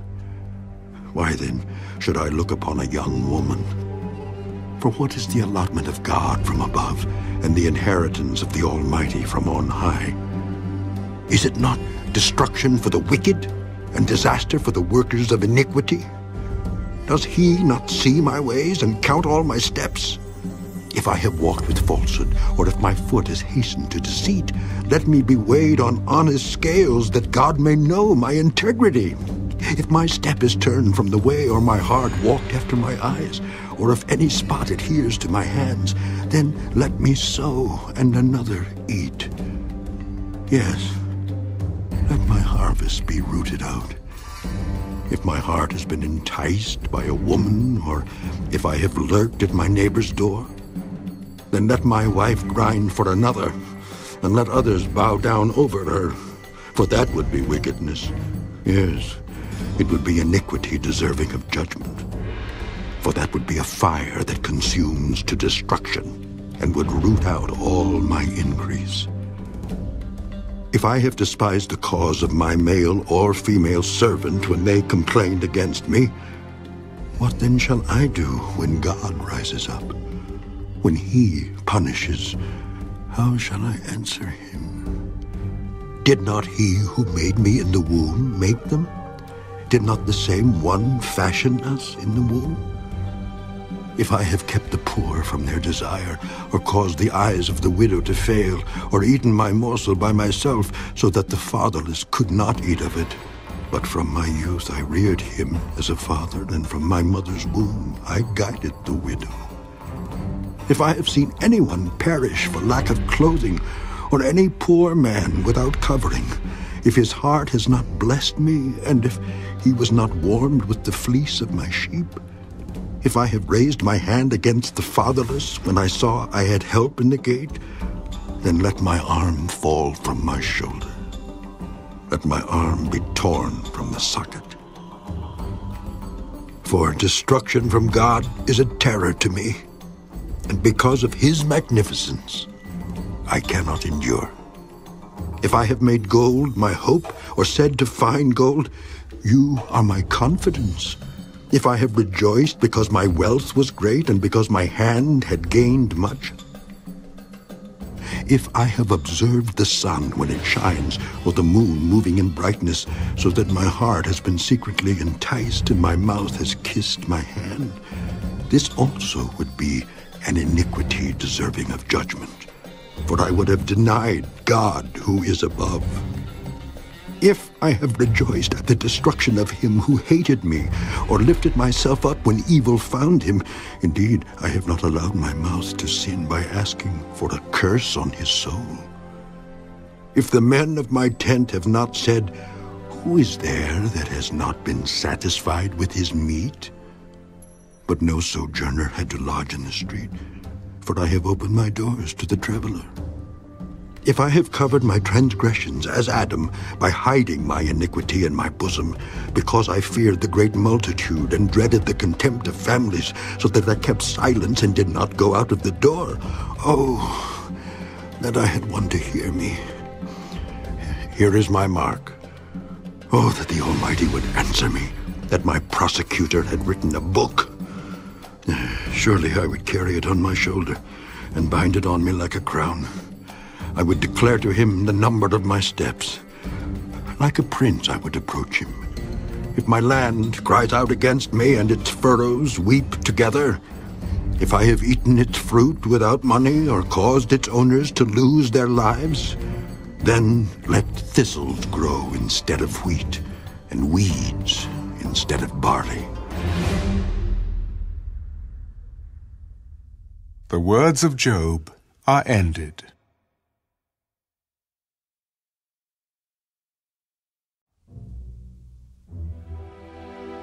So these three men ceased answering Job, because he was righteous in his own eyes. Then the wrath of Elihu, the son of Barachel, the Buzite, of the family of Ram, was aroused against Job. His wrath was aroused because he justified himself rather than God. Also, against his three friends his wrath was aroused because they had found no answer and yet had condemned Job.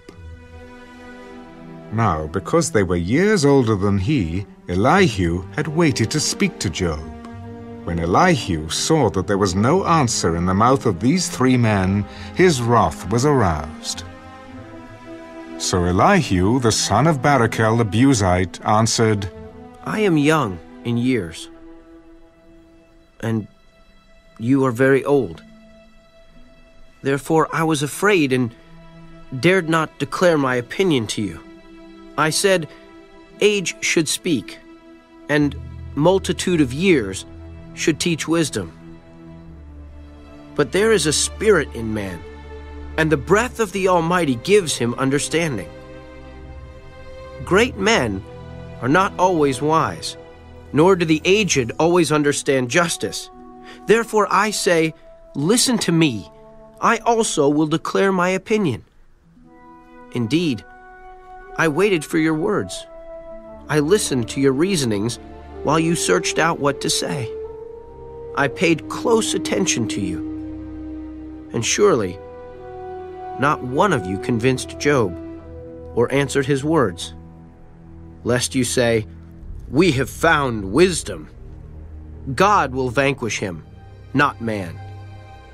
Now, he has not directed his words against me, so I will not answer him with your words. They are dismayed and answer no more. Words escape them. And I have waited because they did not speak, because they stood still and answered no more. I also will answer my part. I too will declare my opinion, for I am full of words. The spirit within me compels me. Indeed, my belly is like wine that has no vent. It is ready to burst like new wineskins. I will speak that I may find relief. I must open my lips and answer. And let me not, I pray, show partiality to anyone, nor let me flatter any man. For I do not know how to flatter, else my Maker would soon take me away.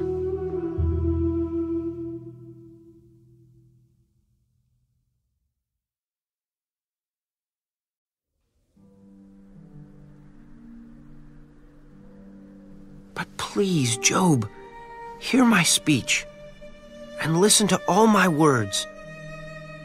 Now I open my mouth. My tongue speaks in my mouth. My words come from my upright heart. My lips utter pure knowledge. The Spirit of God has made me, and the breath of the Almighty gives me life. If you can answer me, set your words in order before me. Take your stand. Truly, I am as your spokesman before God. I also have been formed out of clay. Surely no fear of me will terrify you, nor will my hand be heavy on you. Surely you have spoken in my hearing, and I have heard the sound of your words, saying, I am pure, without transgression. I am innocent, and there is no iniquity in me. Yet he finds occasions against me. He counts me as his enemy. He puts my feet in the stocks. He watches all my paths.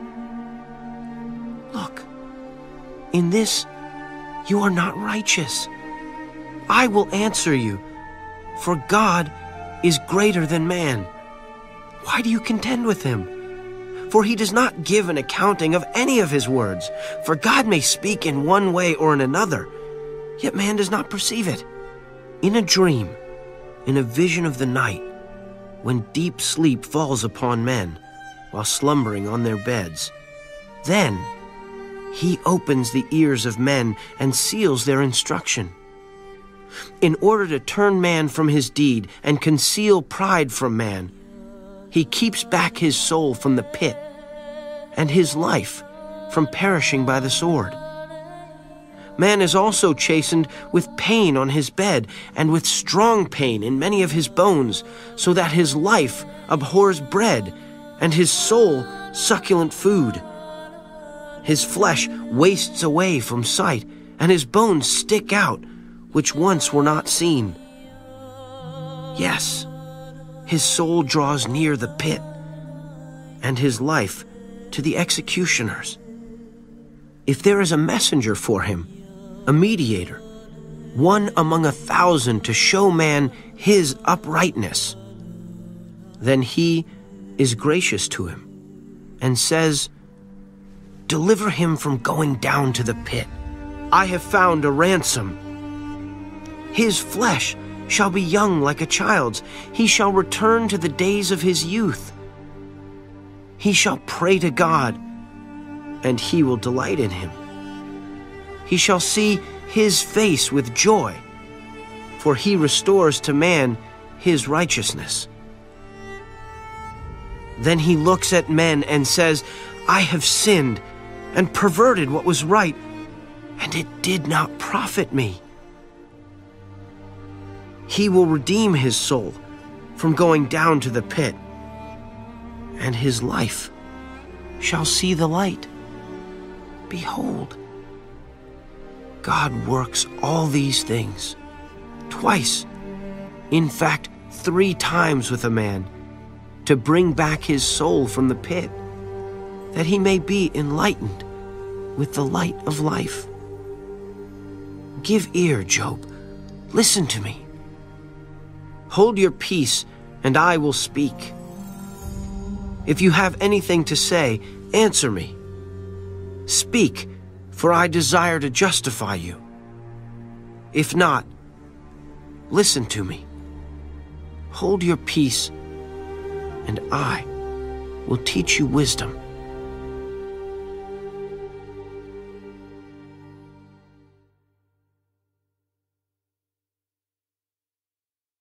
Elihu further answered, Hear my words, you wise men.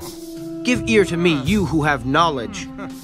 For the ear tests words as the palate tastes food. Let us choose justice for ourselves. Let us know among ourselves what is good. For Job has said, I am righteous, but God has taken away my justice. Should I lie concerning my right? My wound is incurable, though I am without transgression.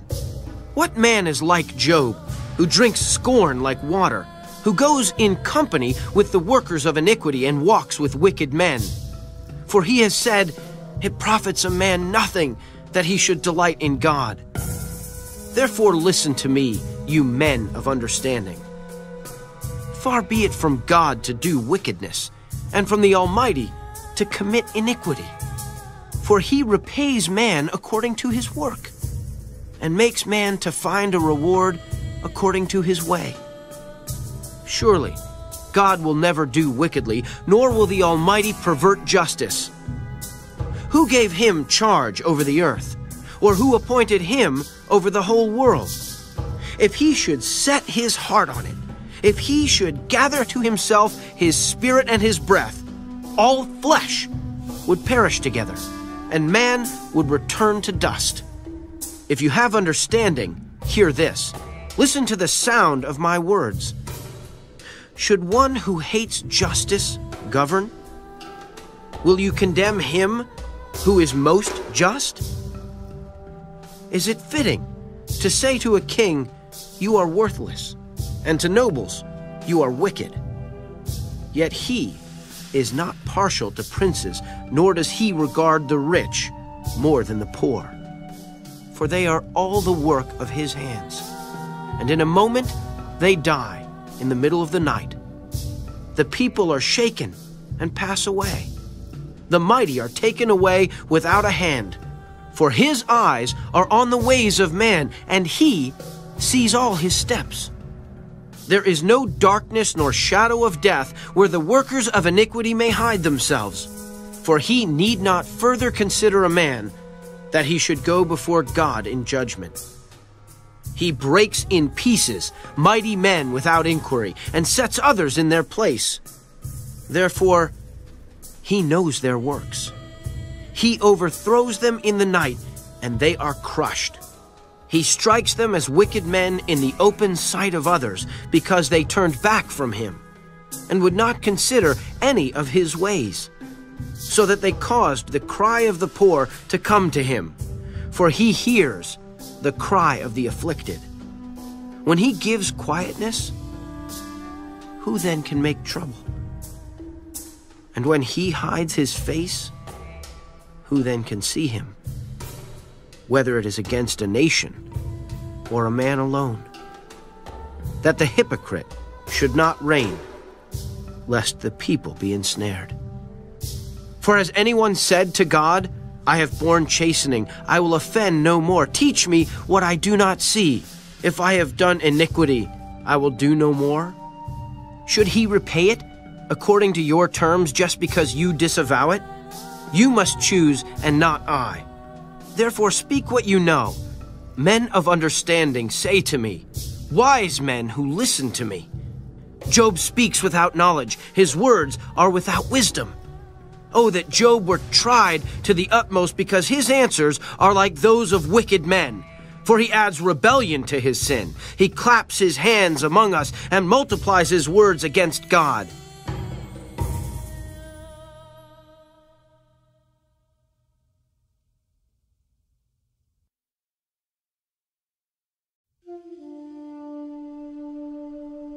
Do you think this is right?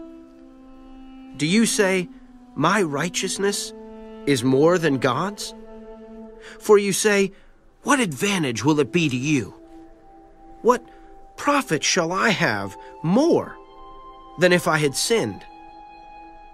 I will answer you, and your companions with you. Look to the heavens and see, and behold the clouds. They are higher than you. If you sin, what do you accomplish against him? Or if your transgressions are multiplied, what do you do to him? If you are righteous, what do you give him? Or what does he receive from your hand? Your wickedness affects a man such as you, and your righteousness a son of man. Because of the multitude of oppressions, they cry out. They cry out for help because of the arm of the mighty. But no one says, where is God, my Maker, who gives songs in the night, who teaches us more than the beasts of the earth and makes us wiser than the birds of heaven. There they cry out, but he does not answer, because of the pride of evil men. Surely God will not listen to empty talk, nor will the Almighty regard it. Although you say you do not see him, yet justice is before him, and you must wait for him. And now, because he has not punished in his anger, nor taken much notice of folly, therefore Job opens his mouth in vain. He multiplies words without knowledge.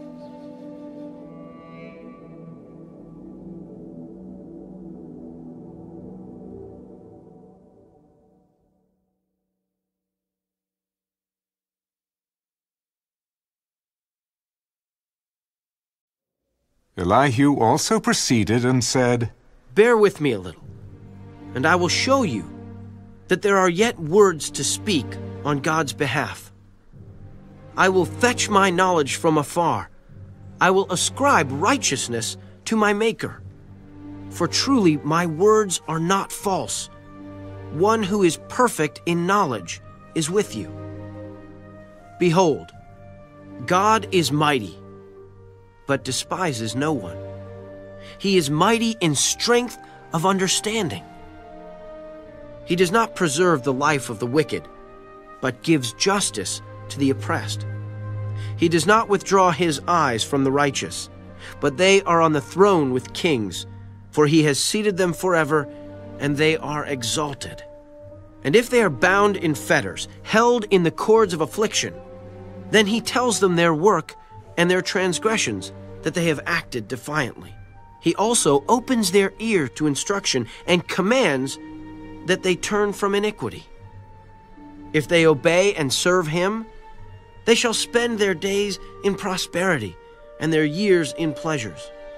But if they do not obey, they shall perish by the sword, and they shall die without knowledge. But the hypocrites in heart store up wrath.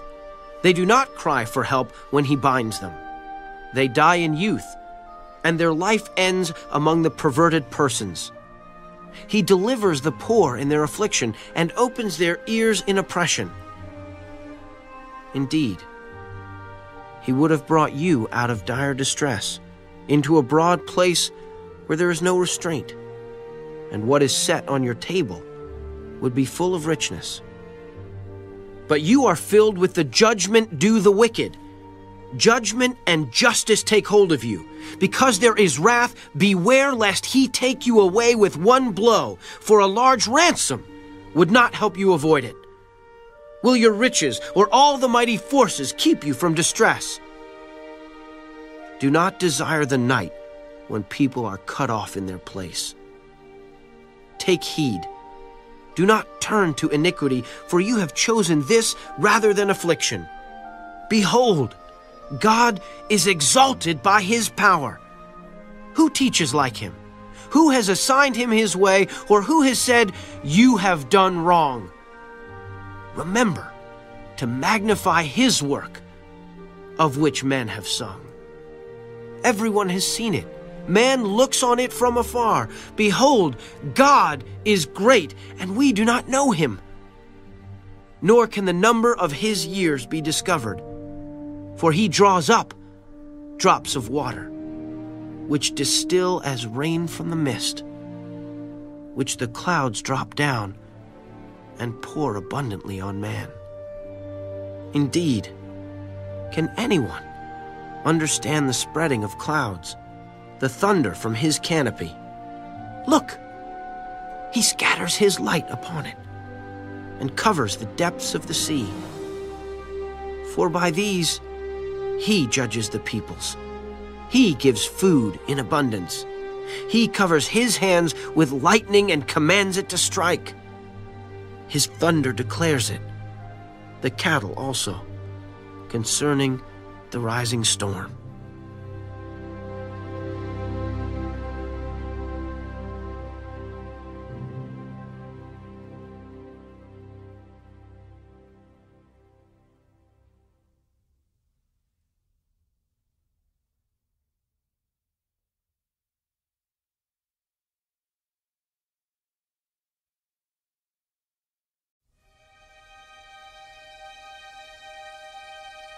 At this also my heart trembles and leaps from its place. Hear attentively the thunder of his voice and the rumbling that comes from his mouth. He sends it forth under the whole heaven, his lightning to the ends of the earth. After it, a voice roars. He thunders with his majestic voice, and he does not restrain them when his voice is heard. God thunders marvelously with his voice. He does great things which we cannot comprehend. For he says to the snow, "Fall on the earth." Likewise, to the gentle rain and the heavy rain of his strength, he seals the hand of every man, that all men may know his work. The beasts go into dens and remain in their lairs. From the chamber of the south comes the whirlwind, and cold from the scattering winds of the north. By the breath of God, ice is given, and the broad waters are frozen. Also with moisture, he saturates the thick clouds. He scatters his bright clouds, and they swirl about, being turned by his guidance, that they may do whatever he commands them on the face of the whole earth. He causes it to come, whether for correction, or for his land, or for mercy. Listen to this, O Job. Stand still and consider the wondrous works of God. Do you know when God dispatches them and causes the light of his cloud to shine? Do you know how the clouds are balanced? Those wondrous works of him who is perfect in knowledge. Why are your garments hot when he quiets the earth by the south wind? With him have you spread out the skies, strong as a cast metal mirror? Teach us what we should say to him, for we can prepare nothing because of the darkness. Should he be told that I wish to speak? If a man were to speak, surely he would be swallowed up. Even now, men cannot look at the light when it is bright in the skies, when the wind has passed and cleared them. He comes from the north as golden splendor. With God is awesome majesty. As for the Almighty, we cannot find him. He is excellent in power, in judgment, and abundant justice. He does not oppress. Therefore, men fear him. He shows no partiality to any who are wise of heart.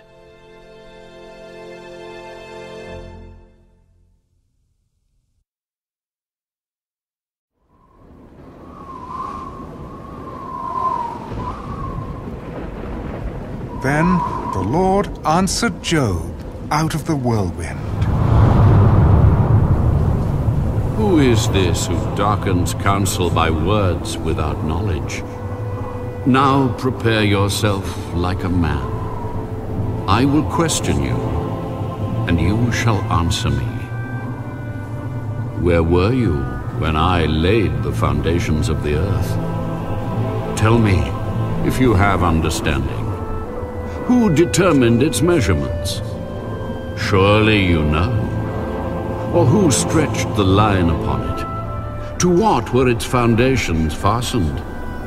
Or who laid its cornerstone when the morning stars sang together and all the sons of God shouted for joy? Or who shut in the sea with doors when it burst forth and issued from the womb? When I made the clouds its garment, and thick darkness its swaddling band. When I fixed my limit for it, and set bars and doors. When I said, this far you may come, but no farther, and here your proud waves must stop. Have you commanded the morning since your days began, and caused the dawn to know its place, that it might take hold of the ends of the earth, and the wicked be shaken out of it?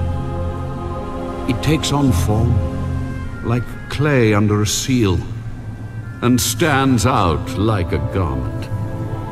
From the wicked their light is withheld, and the upraised arm is broken.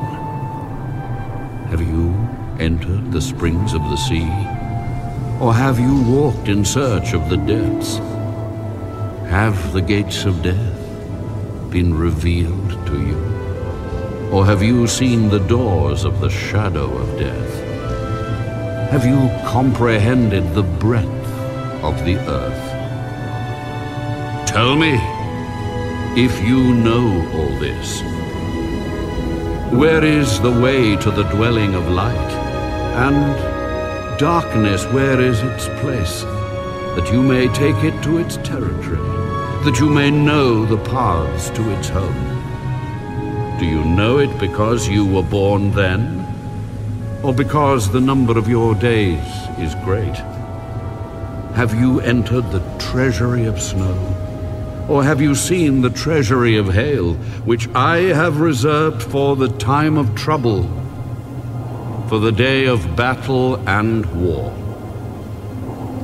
By what way is light diffused, or the east wind scattered over the earth?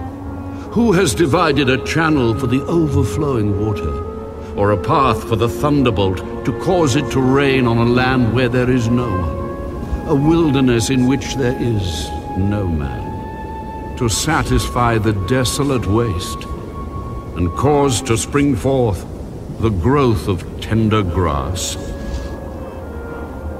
Has the rain a father, or who has begotten the drops of dew?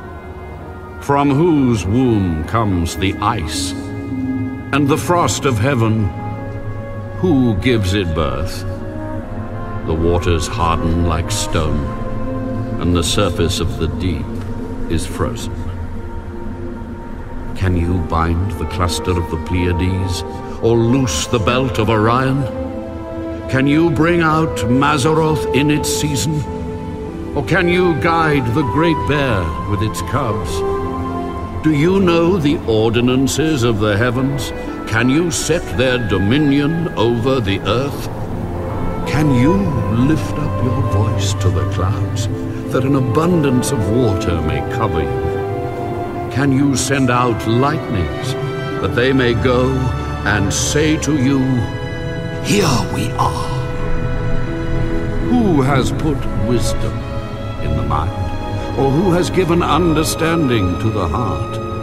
Who can number the clouds by wisdom, or who can pour out the bottles of heaven when the dust hardens in clumps and the clods cling together? Can you hunt the prey for the lion, or satisfy the appetite of the young lions when they crouch in their dens or lurk in their lairs to lie in wait?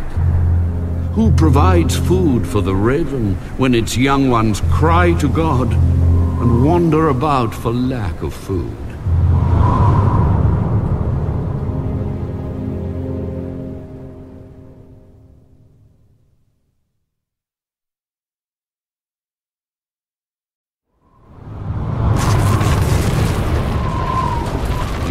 Time when the wild mountain goats bear young? Or can you mark when the deer gives birth?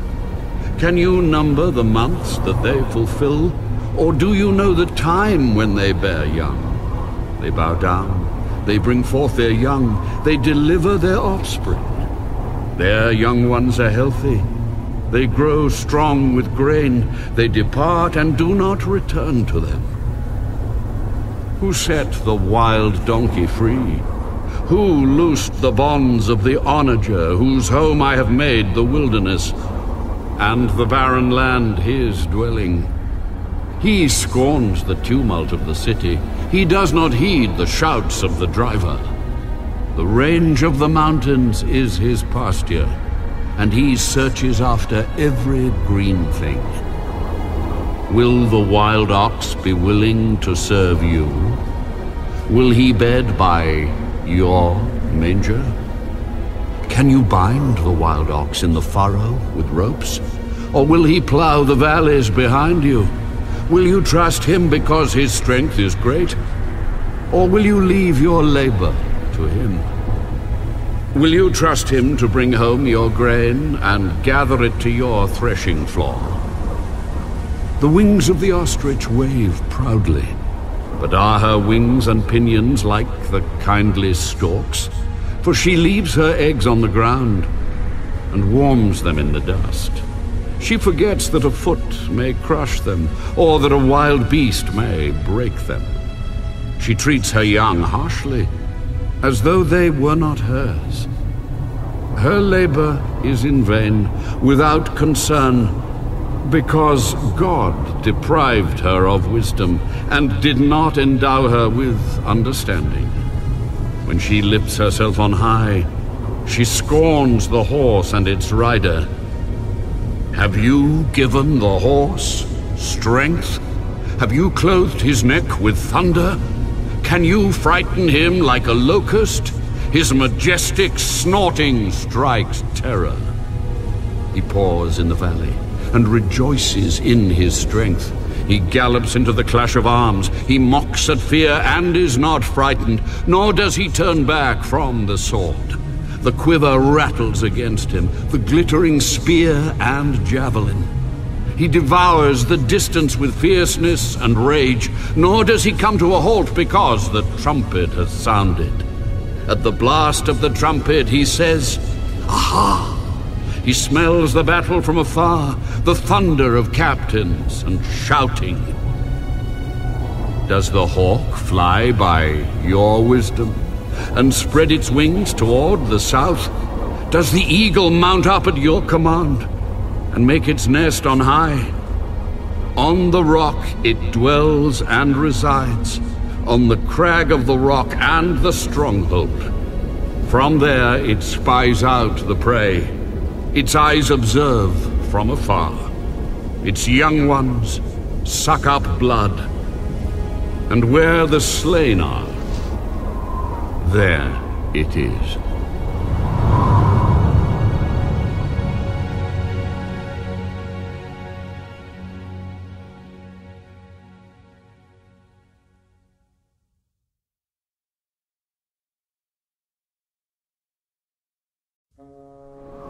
Shall the one who contends with the Almighty correct him? He who rebukes God, let him answer it. Then Job answered the Lord. Behold, I am vile. What shall I answer you? I lay my hand over my mouth. Once I have spoken, but I will not answer. Yes, twice, but I will proceed no further. Then the Lord answered Job out of the whirlwind. Now prepare yourself like a man. I will question you, and you shall answer me. Would you indeed annul my judgment? Would you condemn me that you may be justified? Have you an arm like God? Or can you thunder with a voice like his? Then adorn yourself with majesty and splendor, and array yourself with glory and beauty. Disperse the rage of your wrath. Look on everyone who is proud, and humble him. Look on everyone who is proud, and bring him low. Tread down the wicked in their place. Hide them in the dust together. Bind their faces in hidden darkness. Then I will also confess to you that your own right hand can save you. Look now at the behemoth, which I made along with you. He eats grass like an ox. See now, his strength is in his hips, and his power is in his stomach muscles. He moves his tail like a cedar. The sinews of his thighs are tightly knit. His bones are like beams of bronze, his ribs like bars of iron. He is the first of the ways of God. Only he who made him can bring near his sword. Surely the mountains yield food for him, and all the beasts of the field play there. He lies under the lotus trees in a covert of reeds and marsh. The lotus trees cover him with their shade. The willows by the brook surround him. Indeed, the river may rage, yet he is not disturbed. He is confident though the Jordan gushes into his mouth, though he takes it in his eyes, or one pierces his nose with a snare.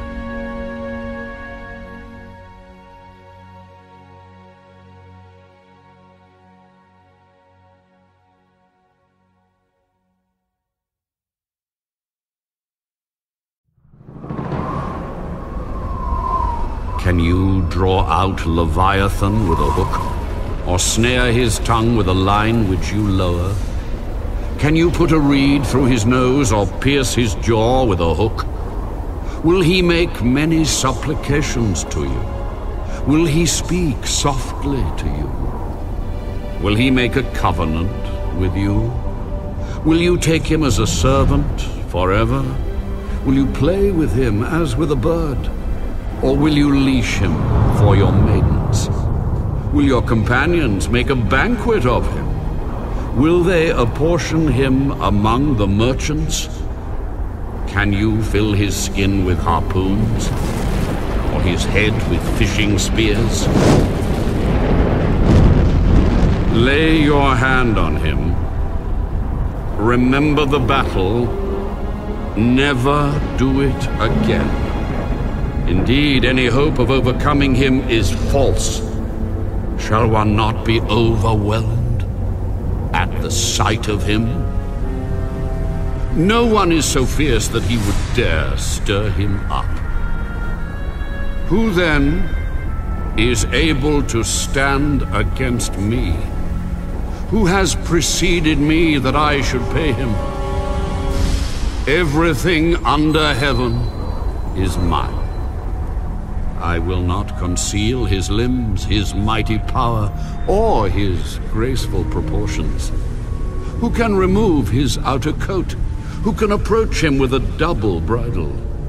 Who can open the doors of his face with his terrible teeth all around? His rows of scales are his pride, shut up tightly as with a seal. One is so near another that no air can come between them. They are joined one to another. They stick together and cannot be parted. His sneezings flash forth light, and his eyes are like the eyelids of the morning. Out of his mouth go burning lights.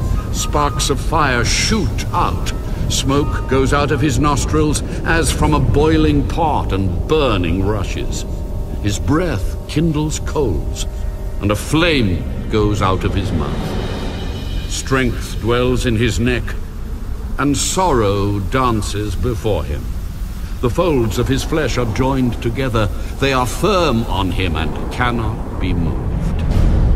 His heart is as hard as stone, even as hard as the lower millstone. When he raises himself up, the mighty are afraid. Because of his crashings, they are beside themselves. Though the sword reaches him, it cannot avail, nor does spear, dart, or javelin. He regards iron as straw, and bronze as rotten wood. The arrow cannot make him flee. Sling stones become like stubble to him. Darts are regarded as straw. He laughs at the threat of javelins. His undersides are like sharp potsherds. He spreads pointed marks in the mire. He makes the deep boil like a pot. He makes the sea like a pot of ointment. He leaves a shining wake behind him. one would think the deed had white hair. On earth there is nothing like him which is made without fear. He beholds every high thing. He is king over all the children of pride.